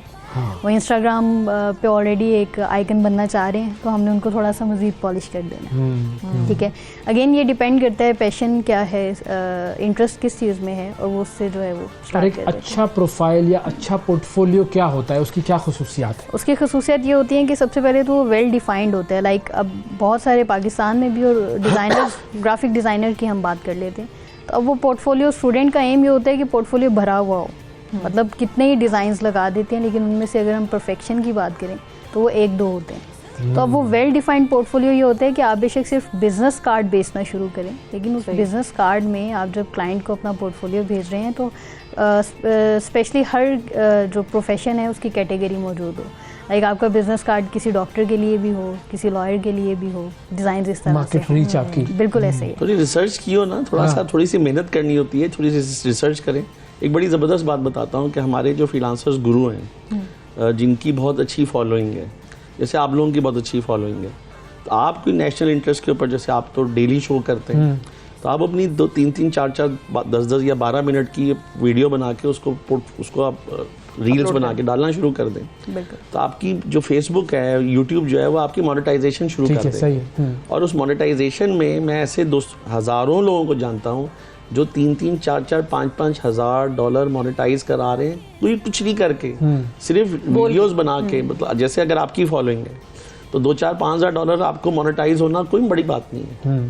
तो आप लोग भी मतलब कोई काम ना करके भी फ्रीलांसिंग कर डॉलर्स कमा सकते हैं। तो ये भी एक काम है। हाँ, लेकिन वो जो content मोनेटाइजेशन creation वाला में। है पाकिस्तान में खासतौर पे अगर हम बात करें तो फेसबुक की मोनेटाइजेशन मिसाल के तौर पे यहाँ पर नहीं है अभी खुली हुई, लोग बाहर भिजवा के अकाउंट खुलवा के कुछ लेकिन और तरीकों हो रही से है, काफी स्टार्स सारे के लोग थ्रू वाइस हो पे रही account है, खुलवाते हैं या फेसबुक कहीं स्टार्स के इधर-उधर। थ्रू पेमेंट आ रही है। यूट्यूब लेकिन वो कितने ही लोग हैं, अब वो बिल्कुल। तो आपकी जेब से जा रहा है ना, नहीं, मैं नहीं, क्यों नहीं, आपको नहीं, स्टार दूं भाई खामखा $5 मैंने आपको हाँ। दे अब दिए। यकीन यहाँ पे करिए, हम तो उस अब मैं माशरे again में हमें तो मईशत फ्री में नहीं चाहिए है। होती है भाई। हाँ, और हम उस मईशत में भी नहीं है कि यहाँ पर लोगों के पास पैसा इतना हो कि वो कहे आई अप्रिशिएट यू, ये लो भाई $5 पकड़ो मेरी अब तरफ से। यकीन करिए ऐसे इन्फ्लुएंसर्स हैं जो आते हैं और आप उनकी वीडियोस देखें, स्टार्स की भरमार होती है। इन्फ्लुएंसर्स है आके सिर्फ बात कर रहे होते हैं, वकार ज़का की बात वो कह करूँ, सके कि उनका तो माशाल्लाह 50,000 फॉलोअर्स हैं, 1,000 रुपये महीना देते हैं, खुद लगा लें। हाँ वो खैर वो बड़ी कंट्रोवर्सी दूसरे नंबर पे है group। चले मतलब जो भी है, Again, जी। मतलब अगर आप if you are telling something, अगर आप कोई चीज़ किसी को सिखा रहे हैं तो आपकी फॉलोइंग बढ़ना और आपको स्टार्स मिलना, मतलब 5-5, 10-10, 20-20, 100-100 रुपए, मतलब ये आप पबजी को ले लें, 40 लाख पबजी के यूजर्स हैं इस वक्त पाकिस्तान में। पाकिस्तान में 40 लाख पबजी के यूजर्स हैं और हर यूजर 100 रुपए अपलोड करता है हर महीने। और ये तो चले हम कंटेंट $1 अपलोड करता है तो $4 मिलियन पबजी के अपलोड होते हैं। $1। तो ये इकॉनमी ऑफ स्केल, मैं जो कह रहा हूँ ना, इकॉनमी 64% आबादी, 12 करोड़ अवाम, उनको उसमें से आप 1% पकड़ के उनको फ्रीलांसिंग सिखा दें। तो कौन से ऐसे स्टेप्स हैं जो कि हुकूमत को प्रायोरिटी बेसिस पर लेने चाहिए? एक इंटरनेट, सबसे पहले इंटरनेट की पूरे वजह फैला दो पाकिस्तान इंटरनेट हर तरफ हो, बिल्कुल। इंटरनेट फैला दें। एक तो इंटरनेट, बलोचिस्तान में जैसे इंटरनेट नहीं है, गिलगित बल्तिस्तान में अब इंटरनेट का काफ़ी इशू है। सबसे पहले इंटरनेट पाकिस्तान में, हर पूरे पाकिस्तान को इंटरनेट मिल जाना चाहिए, बिल्कुल चाहिए। सबसे ज़्यादा ज़रूरी। फिर सेकंड लैपटॉप्स, मतलब अवेलेबिलिटी Laptop चलो ऑफ उस पे तो काम हो रहा है, उस पे तो काम हो रहा है, इलेक्शन ना हो दोबारा- लैपटॉप होने जी, चाहिए, ये काम करेंगे ना, उससे वो 21 अरब डॉलर आ जाएंगे। इंटरनेट और लैपटॉप हो। देखिए ये बच्चे इतने खुद टैलेंटेड हैं कि ये खुद ही सीख लेंगे। जैसे ये हैं, इन्होंने जोलॉजी में मास्टर बैचलर्स किया लाहौर किप से और खुद ही फ्रीलांसिंग सीख ली और आगे सिखा भी रहे हैं। सही है। तो इंटरनेट और लैपटॉप, इंटरनेट, लैपटॉप, और पीछे उनको सपोर्ट का इंफ्रास्ट्रक्चर, और उस इंफ्रास्ट्रक्चर में जो चीजें आपने होनी बताई वो क्या क्या है? वो अब बैंक अकाउंट, सही है। सही है। Bank account opening. अब बच्चे ब्रांच में जाते घबराते हैं, हाँ तो घर बैठ के बैंक अकाउंट खोल दें। ठीक है। और पेमेंट गेटवे, पेमेंट्स अगर पूरी दुनिया से पेमेंट किसी से भी लेनी है तो रियल टाइम ऑनलाइन पेमेंट आपके अकाउंट में आ जाएगी। होनी चाहिए। ये सब फैसिलिटीज अच्छा, इस चीज के लिए कोई पेपॉल वगैरह का पाकिस्तान में आने की जरूरत नहीं थी? मिथ है, तो ये फिर सारी तो मिथ है। पिछली हुकूमत में इतनी क्या थी कि लोग भी कह रहे हैं उस वक्त असद उमर देखिए को ना, पेपॉल लेके आए, असद उमर भी कह रहे हैं मैं वादा करता हूँ पेपॉल लाऊं। Awareness नहीं है। काफी सारे जो इंटरनेशनल क्लाइंट्स हैं वो पेमेंट थ्रू पेपाल करते हैं, सही है। तो इस वजह से पेपाल एक बहुत बुनियादी Reliable platform है, रिलायबल प्लेटफॉर्म है ज़्यादा जिससे होता है। बड़ी सहूलत से पैसे आ सकते हैं। लेकिन उसकी जगह पेनियर है हमारे पास। पेनियर जो है उसने 3 बैंकों के साथ अपने आप को कनेक्ट कर लिया है। अब जितनी भी अमेजोन की पेमेंट है वो पेनियर के थ्रू आती है। अच्छा, सही है। जितनी अमेजोन पेपाल पे नहीं आती। अमेजोन ई कॉमर्स मार्केट हमारे प्लेस, पास पेपाल के आने में मसला क्या है? अब ये तो गवर्नमेंट का मसला है, सही है। वो लोग पता नहीं क्यों नहीं पाकिस्तान को पता एज नहीं, अ ये वाला क्लाइंट, मसला जो है वो एज अ सबसे पहले हल क्लाइंट होना चाहिए कि पता भाई नहीं। देखें क्योंकि हमारी उधर government को दूसरी पता भी तरफ नहीं होता क्या है। देखें कि टिम कुक्स जो हैं और मर्सिडीज बेंज, ये आप सिर्फ ये 2 खबरें पिछले हफ्ते की आप पढ़ें तो आपको रोना ना आया तो ये प्रोग्राम आप देखना छोड़ दीजिए। बिल्कुल वाकई रो लेंगे आप। जो ये आप इन 2 जो कंपनीज ने किया है ना हमारे साथ और हमने अपने साथ, तो आप बस ये खबरें सिर्फ जाके पढ़िएगा। टिम कुक और मर्सिडीज, ये कहाँ पर पहली गाड़ी प्रोड्यूस हुई है और टिम कुक कहाँ पर आया और उसकी किस तरह मुलाकातें हुई, किस तरह उसको बेचा और उसके साथ अपने मुल्क का कैसे एक पर्सोना और परसेप्शन जो है वो दुनिया में बेची, ये आप जरा जाके पढ़िएगा। सही। फाइनली हमने बात कर ली खवातीन की कि वो भी कर सकती हैं। बिल्कुल। हमने बात कर ली वो लोग जो कि स्किल नहीं है वो भी कर सकते हैं। कोई रह तो नहीं गया? रह गया कि बच्चे आवाज, अपनी प्रॉब्लम्स जी। आवाज उठाएं, अपने बारे में बताएं। तो हमारी वेबसाइट है पैफला PAFLA.org.pk। सही। वहाँ पे अपनी आवाज़ पहुँचाएं, आपको पहुँचाएं, मुख्तलिफ इलाकों में मुख्तलिफ इदारों को अपनी आवाज़ पहुँचाएं, अपनी प्रॉब्लम बताएं। हाँ, problem अपनी जो है वो प्रॉब्लम फिर बताने solve से होंगी। मसले हल होंगे। बिल्कुल। कहीं छुप के बैठ जाने से मसले हल नहीं होंगे। ऐसा ही है, और ऐसा ही, जुड़ना कोई भी पड़ता है। देखें, कोई भी टेक्नोलॉजी, जैसे अब काफ़ी सारी टेक्नोलॉजीज हम बना रहे हैं, काफ़ी सारी टेक्नोलॉजीज हमारे पार्टनर्स बना रहे हैं। तो जो टेक्नोलॉजीज बना रहे हैं वो कोई भी टेक्नोलॉजी पहले दिन मैच्योर नहीं हो जाती। जी हाँ। कोई भी किसी की time, वेबसाइट, कोई डिजाइन बिल्कुल। पहले दिन मैच्योर नहीं हो जाता, उसको टाइम लगता है। हाँ। तो थोड़ा सा सब्र करें, टेक्नोलॉजी को मैच्योर होने दें, फिर वो परफेक्ट एक दिन परफेक्शन हो ऐसा ही जाएगी। है, तो ऐसा ही। आपकी जितने भी लोग जो टेक्नोलॉजी यूज करें, जैसे बैंक अकाउंट खोलने में किसी को मसला आया, उसने कहा नहीं ये मसला छोड़ दो, ही हाँ। छोड़ दो, तो गिव अप नहीं करना। गिव अप नहीं करना, Give up ये नहीं है करना। Rule number 1। सबसे रूल नंबर 1, गिव अप नहीं करना। बहुत शुक्रिया अदा करेंगे आप दोनों का। बड़ी अहम बात है। अब हमने आपको रास्ता दिखा दिया है, अब उस रास्ते पर चलना और आगे बढ़ना, ये आपका काम है। हमारा काम यहीं तक था, उससे आगे आपका काम शुरू होता है। ब्रेक लेते हैं, ब्रेक के बाद दोबारा हाजिर होंगे। सुबह सवेरे पाकिस्तान, सुबह सवेरे पाकिस्तान, सुबह सवेरे पाकिस्तान।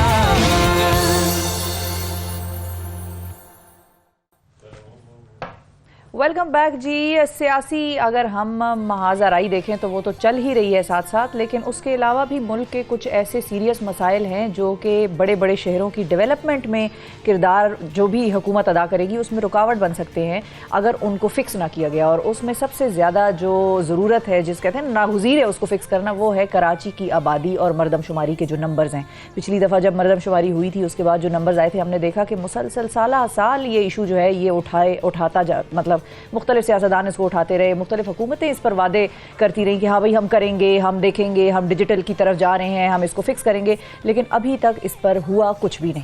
वो जो एक गाना था ना, मिलने की तुम कोशिश करना, वादा कभी ना करना। वादा तो टूट जाता है, तो मुझे लगता है वादे टूट जाते हैं, कोशिशें नहीं हो रही हैं। अब कहाँ तक ये मामला पहुँचा है, इस हवाले से हम बात करेंगे। MKM ने इस हवाले से खास तौर पर तहफ़्फ़ुज़ात का इज़हार किया है, बहुत ज़्यादा वोकल भी रहे हैं और सबसे ज़्यादा यूँ कहिए कि आवाज़ भी उठाई है। आज हमारे साथ MKM के सीनियर रहनुमा जनाब फारूक सित्तार साहब मौजूद हैं, उनसे इस हवाले से बात करते हैं। अस्सलाम वालेकुम सर।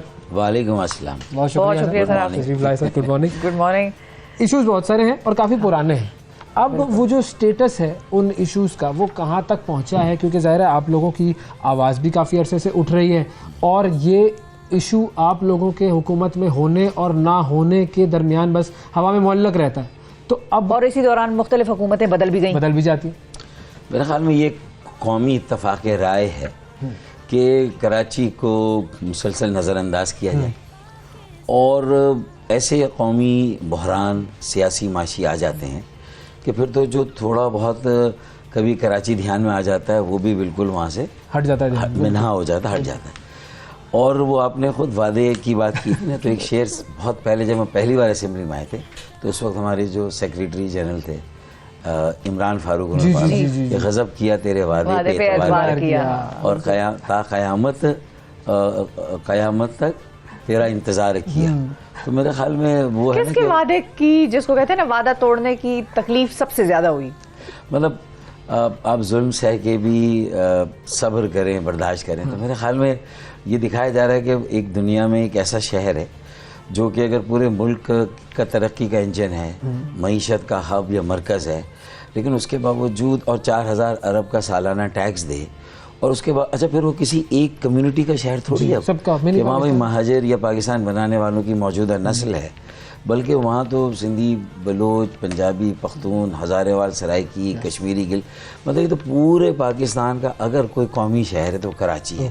और सबसे तेज़ रफ्तारी से आबादी के एतबार से बढ़ने वाला शहर भी पूरी दुनिया में इसको माना जाता है। न्यूयॉर्क के आगे पीछे 6वां या 7वां बड़ा शहर है।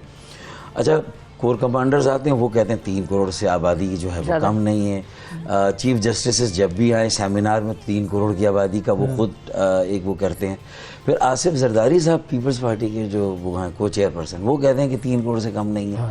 अच्छा, लेकिन जब उनकी सूबाई हुकूमत को जब सेंसस कमीशन ये जिम्मेदारी देता है कि इन्यूमरेटर्स, उसके ऊपर सुपरवाइज़र, असिस्टेंट कमिश्नर और डिप्टी कमिश्नर के ज़रिए ऑपरेशनली ये काम आप करें, तो वो अपना फरीज़ा अव्वल समझ के दही इलाकों की आबादी को तो बढ़ाते हैं नाकाबिल फ़हम हद तक, इनकॉम्प्रिहेंसिबल, और जो शहरों की आबादी कराची, हैदराबाद, उसको दबाया जाता है, छुपाया जाता है और चुराया जाता है और 50 से 65% कराची की आबादी को लापता कर दिया जाता है। आपने मिसिंग पर्सन तो सुना होगा, लेकिन मिसिंग पॉपुलेशन ये कराची के हवाले से एक जो है वो टर्मिनोलॉजी आई है। तो उस मिसिंग पॉपुलेशन को बाजियाब कराने के लिए मुझे जब शोर मचाया, जब 6वां सेंसस हुआ 2017 में 19 साल की ताख़ीर से, तो शाहिद खाकान अब्बासी प्राइम मिनिस्टर, उनकी पूरी टीम ने इसका नोटिस लिया। हमारे दलाइल, हमारे सबूत व शवाहिद इतने कॉन्क्रीट थे कि उन्होंने कहा नहीं हम इस पे काम ऑडिट कराएंगे, करेंगे। Third party audit.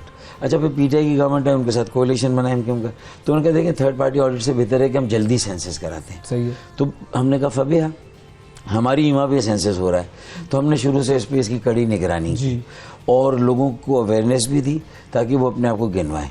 अच्छा, अब उसमें देखें डिजिटल तो हो रहा है, लेकिन इन्यूमरेटर के मेरे सामने बैठ के लग तो रहा है कि वो डेटा तो ले रहा है, लेकिन उसको एंटर कर रहा है नहीं कर रहा। मेरे घर पे जो आया उन्होंने कंप्यूटर पे डेटा नहीं लिया। नहीं लिया ना कंप्यूटर जी, यही मसला है। मैं अपना और बताऊं वो कराची फॉर्म आपको दे जाता है, आप खुद ऐड कर लें। हाँ, तो फॉर्म तो है ही नहीं जी। तो इस तरह 3 बड़ी गैप्स और डेफिशिएंसीज आइडेंटिफाई हुई हमारी मुस्तकिल कोशिशों से।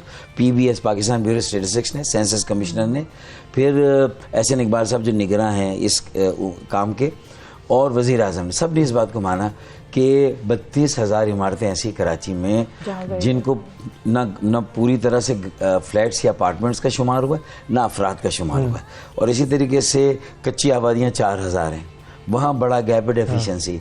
ये उन्होंने खुद आइडेंटिफाई किया। और उसके बाद नई बस्तियाँ, गुलजार हिजरी स्कीम 33, 200 सोसाइटी सुपर हाईवे के इस तरफ, सुपर हाईवे के लेफ्ट पे अगर आप जाएं तो गुलशन मेमार है, फिर बहरिया टाउन है, वहाँ भी प्रॉपर जो है वो।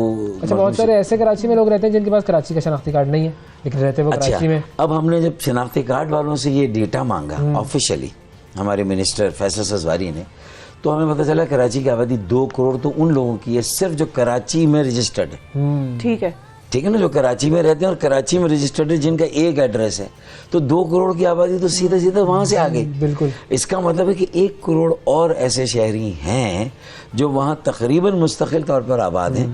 15 दिन 1 माह के लिए अपने आबाई गांव या शहर जाते होंगे, बाकी तो वहीं पर आबाद हैं। तो उस 1 करोड़ को नादरा अकाउंट फॉर नहीं कर सकता, लेकिन एज्यूमेबल है आसानी से कि फिर ये 1 करोड़, तो 3 करोड़ तो सीधे सीधा यहाँ हिसाब बन जाता है। हमारे यहाँ जब सेंसस होता है तो हम क्या वेरीफाई करते हैं मुख्तलिफ इदारों के पास जो डेटा है, पिछला अगला जो आ रहा है, और क्या कोई काउंटर ऐसी कोई हमारी है प्रैक्टिसेस की हम ये करते हैं और फिर बाद में इस नतीजे पे पहुंचते हैं कि चलो भाई यहाँ से ये आया, यहाँ से ये आया, इनको मिला देते हैं तो ये नंबर हमारे पास आ रहा है। देखिए, हमें मजबूरन बल्दियाती इंतखाबात का बॉयकॉट करना पड़ा। जैसे अभी मरदमशुमारी में डंडी नहीं बल्कि डंडा मारा जा रहा है, तो इसी तरीके से जो हल्का बंदिया थी उसमें भी एक बहुत बड़ा डंडा मारा गया। हम मजबूर हुए और हमने बॉयकॉट किया। फिर हमारी बात जब हमने रखी कि भाई उनके 15,000 वोटर पे हल्के, हमारे 90,000 पे इतनी बड़ी डिस्क्रिमिनेशन, तो हुआ क्या कि उन्होंने माना और उसको तस्हीह करने के लिए 10A का नोटिफिकेशन निकाला इलेक्शन से 1 दिन पहले, जो कारगर साबित नहीं हुआ, लेकिन बाद में 50 हल्के बढ़ा दिए। हमारी बात सबूत व शवाहिद के साथ 30 साबित हुई। इसी तरह जब हमने ये सारी बातें रखी तो उसके बाद ये सारी चीज़ें जब आइडेंटिफाई हुई और नादरा का ये डेटा आ गया जो हमने मंगाया। बाकी देखिए वहाँ और भी कंटेस्टेंट्स और कंटेंडर्स हैं ना कराची में, लेकिन वो बैनर तो लगा रहे हैं, लेकिन ये प्रैक्टिकल काम अगर किसी ने किया तो वो सिर्फ एमक्यू पाकिस्तान ने किया, और उसके नतीजे में ये चीज़ें आई। तो 2 करोड़ की आबादी तो नादरा मान रहा है कराची की, वो भी सिर्फ कराची में जो रजिस्टर्ड है कराची के उस पर, बाकी आप लगा लें। तो अब सुपारको को मुझे लगता है, और अब मुझे लगता है नादरा को भी, और मुझे लगता है डेमोग्राफर्स को भी साथ बिठाया जाए और वो ये सारी सिचुएशन बताए जो ट्रेंड्स हैं। अच्छा, एक तरफ यहाँ इतना सरप्राइज कि कराची में हाउस होल्ड 7% बढ़ते हैं, और कश्मीर में जो इंटीरियर सिंध में है वहाँ 38%, जैकबाबाद में 30%, लाड़काना में 30%। क्या कराची में, हैदराबाद में ऐसे सैलाब आ गए कि लोग यहाँ से मुंतकिल होकर वहाँ जा रहे हैं, या अल्लाह ना करे ज़लज़ला। देखिए 2005 के ज़लज़ले के बाद कराची में आबादी का मुंतकली हुई, इसी तरीके से 2010 और 11 के सैलाब के बाद यहाँ मुंतकली, और गुज़िश्ता सालों के अंदरून सिंध के सैलाब के नतीजे में आज तक वहाँ पानी जो है वो मौजूद है ज़मीनों पर, तो वहाँ से लोग आ गए। और मैटरनिटी होम भी कराची के भरे हुए हैं, मतलब माशाल्लाह से। जी हाँ, और रोजगार मईशत के लिए तो लोग वैसे ही आ रहे हैं। तो उसके बावजूद भी अगर उनको ना गिना जाए तो ये पाकिस्तान के खिलाफ डिससर्विस है। ये सिर्फ एमक्यू में किसी एक तबके, एक बरादरी के लिए नहीं। जो हुकूमत थी जो इस वक्त, मतलब हुकूमत में तो आप भी हैं, लेकिन PMLN को हम अगर कहें या जो PDM की जो, देखिए अब इसमें बदनीयती भी वाजे हो गई है सूबाई हुकूमत की, पीपल्स पार्टी की सूबाई हुकूमत की। जिस तरह बल्दियाती हल्कों में उन्होंने पहले डंडा मारा, अब यहाँ भी मारा। अब इसको इतना बादस खराबी है बिस्यार, अब इतनी खराबी हो गई है कि उसमें से रेक्टिफिकेशन 100% नहीं हो सकता। लेकिन अगर रीजनेबल हद तक ये बात चली जाए, और ये कोई पॉलिटिकल डिमांड नहीं कि हमको टारगेट दे, कोई फिगर दे, भाई हमने तो 3-3.5 करोड़ मुख्तलिफ, कितना कराची में गंदम कंज्यूम होता है, कितनी सीमेंट सरिया, ग्रोथ इसकी कंस्ट्रक्शन की वर्टिकल और किसी हद तक हॉरिजॉन्टल कितनी है। आप गूगल मैप से आप मुख्तलिफ सालों में कर लें ना, लाड़काना को कर लें, कश्मीर जैकबाद को कर लें, इस तरह कोयटा की भी 6 शहरों में बड़ी उधम मची है। 150% वहाँ आबादी बढ़ गई है, जो कि नेक्स्ट टू इम्पॉसिबल है, ये हो नहीं सकता। इतनी फर्टिलिटी रेट कहीं पर हो नहीं सकता। बिल्कुल। अच्छा, फिर थोड़ा ये नेशनल इशू है कि लाहौर में भी इस तरह कम हुई आबादी और इस्लामाबाद की भी कम हुई है। तो मेरे ख्याल में ये कुछ शहरों में शायद लोग इतने अलर्ट नहीं, और पॉलिटिकल जो एक्टिविस्ट दही इलाकों में वो इस कदर एक्टिव है कि वो समझते हैं कि हमें शायद फंड्स इसी पे मिलेंगे, रिप्रेजेंटेशन इसी पे, अंडर काउंटेड होंगे, अंडर रिप्रेजेंटेड होंगे, अंडर फंडेड होंगे। तो अब हुकूमत क्या कुछ करने में सीरियस नजर आती है, या जो आप लोगों ने इस्तीफे वजीर आजम शहबाज शरीफ शरीफ साहब का रिस्पांस अच्छा है, शहबाज शरीफ साहब का रिस्पांस अच्छा है, प्रायोरिटी है उनकी? हाँ, प्रायोरिटी मतलब प्रायोरिटी तो मामला नहीं तो उनके अलग है, है। प्रायोरिटी तो नहीं है, लेकिन उन्होंने इस पे बहुत ओपन रखा है, सही। वक्त भी दिया। एहसन इकबाल साहब के साथ 2 मीटिंग्स हुई हैं हमारी, बहुत तफसील से और सैर हासिल, और उसी में ये सारे सोल्यूशंस इवॉल्व हो रहे हैं ना कि भाई डेमोग्राफर को बुलाएं, सुपारकों को बुलाएं। देखिए बलूचिस्तान के लिए उन्होंने सुपारकों को बुला लिया, और सुपारकों ने बता दिया ये अननेचुरल है, एग्जैजरेटेड है, 6 डिस्ट्रिक्ट्स में इतनी आबादी बढ़ ही नहीं सकती, तो वहाँ वो फिर उसको देखेंगे कैसे करें।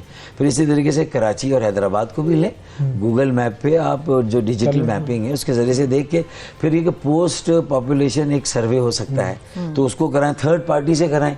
ये भी एक सोल्यूशन है कि सैंपल 5% जो पहले नहीं हुआ था, ऑफिशियल रिजल्ट या प्रोविजनल रिजल्ट अनाउंस करने से पहले आप 5% प्राइवेट। हमारा पहला मुतालबा ये था कि पंजाब से एजुकेशन डिपार्टमेंट के लोग बुला लें या KPK से बुला लें, लेकिन ये कि सिंध से ना करें, क्योंकि एक पॉलिटिकल हुकूमत है जिसको वजीर आला हर हाल में अपना चाहिए। आर्टिफिशियली इन्फ्लेट करना है अपनी रूरल पॉपुलेशन को, हमारी पॉपुलेशन को डिफ्लेट करना है, और ज़बरदस्ती ज़्यादा सीटें लेकर अपना वजीर आला लाना है। देखिए कराची का वजीर आला ज़रूरी नहीं उर्दू बोलने वाला हो, ज़रूरी नहीं मेमन, काठियावाड़ी, गुजराती, बोरी, इस्माइली या कोई इस किस्म से उसकी नुमाइंदगी, वो एक Punjabi Karachi has to be owned by everybody, own Karachi, save Karachi, make Karachi, and by doing this you will own Pakistan, save Pakistan and make Pakistan।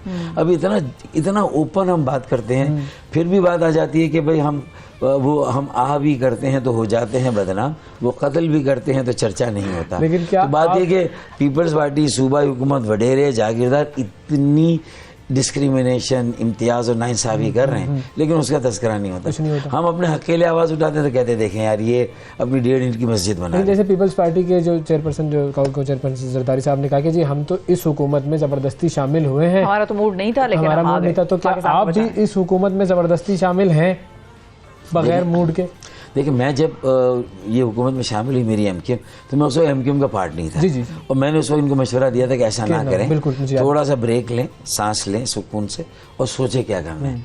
PTI को छोड़ना था तो बहुत पहले छोड़ना था, वो वक्त छोड़ने का नहीं था, उसमें आपकी क्रेडिबिलिटी मुताबिक, तो ये बात तो है।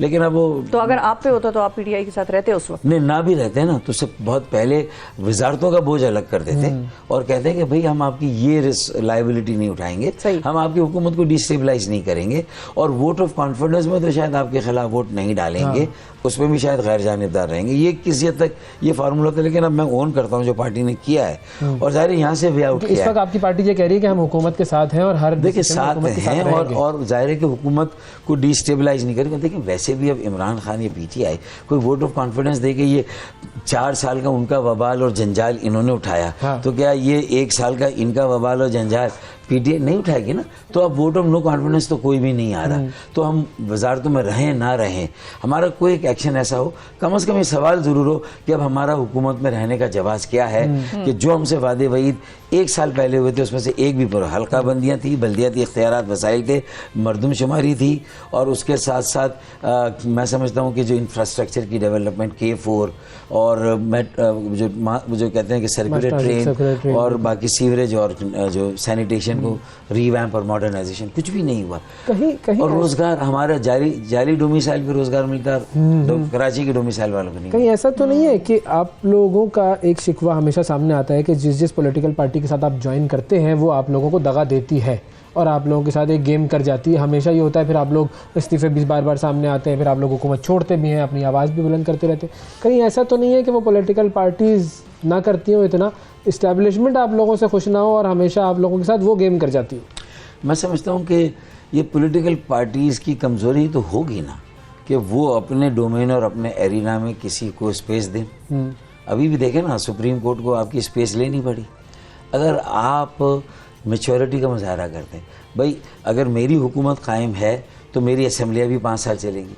अब चूँकि मेरी हुकूमत आपने हटा दी तो कम से कम मैं अपनी 2 असम्बलियाँ भी, इसका मतलब है कि गिरोही, जमाती और सियासी मफादात हावी हो जाते हैं। भाई अवाम ने तो 5 साल का मैंडेट दिया था, ठीक है ना, ठीक है, आपकी हुकूमत 5 साल चलती, अच्छा था। ये इन्होंने गलती की, पॉलिटिकल ब्लंडर किया। तो मेरे ख्याल में इस्टेब्लिशमेंट को तो आपके डोमेन में आने का मौका तभी मिलेगा ना कि तब आप उसको स्पेस देंगे। और सुप्रीम कोर्ट को भी आपने स्पेस दी। अब इदारे एक दूसरे के सामने, असेंबली में जिस तरह की तकारीर, तौहीन पार्लियामान है भाई। अब तो तौहीन पार्लियामान। अब बताएं फैसला कौन करेगा? वक्त पे इलेक्शन 90 दिन में ना हुए तो उसकी क्या पेनल्टी है, सजा है? वो लॉ तो डेवलप पार्लियामान को करना है। यानी कॉन्स्टिट्यूशन की कोई भी नफी और इनहराफ होगा तो उस पर लॉ तो पार्लियामान को बनाना है। तो पार्लियामान तो कह रही है कि सुओ मोटो नोटिस पे हम बनाएंगे, लेकिन हम इस पर नहीं बनाएंगे कि 90 दिन में हमने इलेक्शन नहीं कराया तो आर्टिकल 6 लगेगा नहीं लगेगा हम पे। मतलब बहुत सारी, इसका मतलब है कि देखें सबके पास बड़े मजबूत वकील और दलाइल हैं। सब अपने अपने, हर आदमी कहता है I am 100% righteous, others are 100% wrong. ये हो नहीं सकता। Everybody is partially wrong and partially right. So there needs a national consensus. And for that, you have to join heads and forge some kind of common agent. लेकिन जब आप ये कहते हैं कि एस्टेब्लिशमेंट को आके जगह लेनी पड़ी है, अदरवाइज तो वो अपना साइड पे बैठे हुए थे, तो वो जो सिंध हाउस की कार्रवाई थी और वो जो सिंध पुलिस ने इस्लामाबाद में आके उन लोगों को सेफ हाउस प्रोवाइड किया, तो वो बगैर किसी की ईमा के तो नहीं हो सकता था ना? वो सेफ हाउस में ही रखते ना, सिंध हाउस में क्यों रखा उनको? ऐसा ही था, उनको एक्सपोज करना था। अगर एस्टेब्लिशमेंट ये सब कुछ कर रही है, देखें बात ये कि एस्टेब्लिशमेंट मेरे हक में, सवाल यही था कि कोई दखल था उस वक्त या नहीं था। मेरे हक में करे तो उसके 100 गुना माफ है, और अगर कोई उसका अमल न्यूट्रल भी हो तो फिर वो मीर जाफर भी है, मीर सादिक भी है, फिर वो देखिए फिर किस लेवल पे आप चले जाते हैं ना। फिर आपकी तो फिर आपको सेनेट के चेयरमैन का वोट कैसे मिला था जी? संजनानी साहब कैसे बने थे?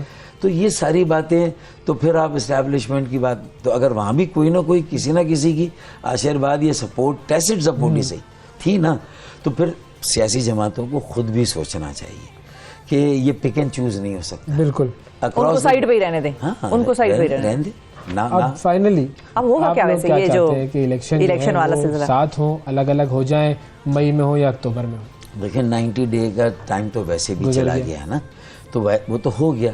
तो अब इसमें अगर कोई एमिकेबली म्यूचुअली एग्री करके कोई टाइम निकाल लें तो उससे अच्छी और क्या बात हो सकती है। अब इसमें यहाँ कल से जो मूव शुरू हुआ है, फैसला भी आ रहा, एक मूव भी हुआ है, वो सेनेट के चेयरमैन ने मेरे ख्याल में यहाँ से कोई रास्ता निकलना चाहिए।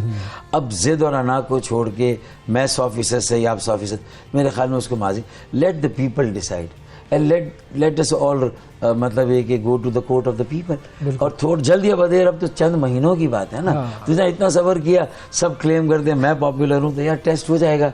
और इसमें कोशिश करें कि इसके रिजल्ट्स को सब माने, इसमें ट्रांसपेरेंसी हो, आरटीएस और ये सिस्टम कि अब कोई इम्कान ना हो कि कोई सिलेक्टेड हुकूमत है या कोई इम्पोर्टेड है, ठीक है ना। अब कोई इंडिजिनस जेन्युइन इलेक्टेड हुकूमत आनी चाहिए। बिल्कुल, बहुत शुक्रिया अदा करेंगे भाई शाह साहब हमारे साथ मौजूद थे। नाज़रीन वक्फा लेते हैं, वक्फे के बाद दोबारा हाजिर होंगे।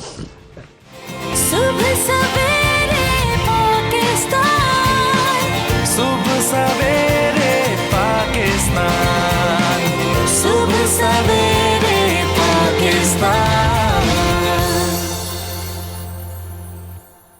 Welcome back. और अब हम ज़रा आपको बताते हैं कि प्रोग्राम का जब आगाज़ हुआ था और हम जब आपको ट्रेंडिंग स्टोरीज़ बता रहे थे तो उसमें हमने आपको एक वीडियो दिखाई थी जिसमें खातून ने असलहा निकाल के खुद को बचाया डकैती से, चोरी से, और उसके बाद जो है अच्छा नहीं आपको खातून ने किया था, आप खातून ने निकाला था ना ऐसे, हाँ, और क्या ऐसे बिल्कुल। तो खुद को बचाया था। उसके हवाले से अवैस ने पूछा था एक सवाल जी कि क्या शहरियों को अपने पास अपनी हिफाजत के लिए लाइसेंस याफ्ता असलहा रखना चाहिए या नहीं, हाँ या नहीं। हमने ये ऑप्शन दिया था, सर्वे हमने अपने सोशल मीडिया पर डाल दिया था। उसके रिजल्ट जो अब तक इतनी 1-1.5 घंटे में जो आए हैं वो हम आपके सामने पेश कर देते हैं। जी लगाइए जी रिजल्ट और बताइए रिजल्ट। हमारे पास ये सवाल था कि क्या शहरियों को अपनी हिफाजत के लिए अपने पास लाइसेंस याफ्ता असलहा रखना चाहिए। हाँ में जवाब दिया है 93% लोगों ने, 93% रखना चाहिए। वो कह रहे हैं कि जी रखना चाहिए क्योंकि मालूम हो चुके हैं ना वो जो सूरत हाल है उसके हिसाब से वो बात अपनी जस्टिफाई कर रहे हैं। अपनी हिफाजत खुद करने पर ज्यादा प्राइवेट सिक्योरिटी गार्ड्स भी तो रखे हुए हैं लोगों ने, और प्राइवेटली उन्होंने अपने घरों के आगे जो है वो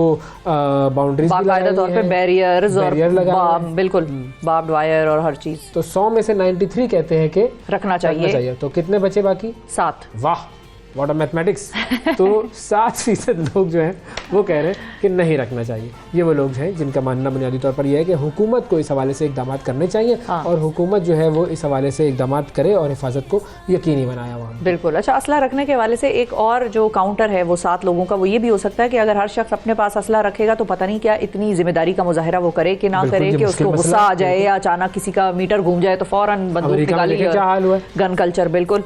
तो एक ये भी इसका एक काउंटर आर्ग्यूमेंट है जो कि बिल्कुल वैलिड है और होना चाहिए, क्योंकि हम कोई बहुत ज़्यादा जिम्मेदार कौम होने का मुजाहरा भी नहीं करते, और हमारे यहाँ जो कानून है वो भी हमें कटहरे में लाकर खड़ा करने की सलाहियत नहीं रखता। बिल्कुल। तो ये एक डबल एज स्वॉर्ड है। हमारा मकसद बेसिकली सिर्फ इस सवाल को आपके सामने लाकर एक सोच के लिए एक आपको दिखाना था रास्ता कि देखें इस तरफ सोचा जा सकता है, और अगर ये करना है तो इसको कैसे करें। इस तरीके से हम अक्सर लाते रहेंगे सवाल और जवाब। बिल्कुल बिल्कुल। और एक ज़माना ऐसा भी था पाकिस्तान में, अब मुझे नहीं पता कि किस तरह की सूरत हाल है, लेकिन ज़रूर इस तरह का था कि बाकायदा तौर पर जब आप एक सूबे से दूसरी जगह निकल के जाते थे, पेशावर से इस्लामाबाद आते थे या किसी और इलाके से किसी और शहर में जा रहे होते थे, बाकायदा तौर पर चेकिंग्स होती थी गाड़ियों की कि कहीं ऐसा तो नहीं है कि किसी ने कोई असला वसला रखा हुआ है। प्रोविंशियल लाइसेंस का मतलब होता था प्रोविंस का लाइसेंस, नेशनल लाइसेंस का मतलब होता था नेशनल लाइसेंस। तो ये बड़ी एक चीज़ थी जिसको बड़ा फॉलो किया जाता था, पुलिस भी बड़ी अमलदारी कराती थी और लोग भी ऑलरेडी, क्योंकि पुलिस ने पूछना है तो लोगों को पता होता था कि भाई इसकी पूछगछ होनी है तो बेहतर है कि इसको इधर ही छोड़ जाओ, साथ ना ले जाओ। तो वो एक मामला हुआ करता था यहाँ पर।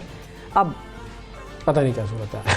नाज़रीन, आज के प्रोग्राम में इतना ही। आपसे कल फिर मुलाकात करेंगे, उस वक्त तक के लिए इजाज़त दीजिए। अल्लाह हाफिज़।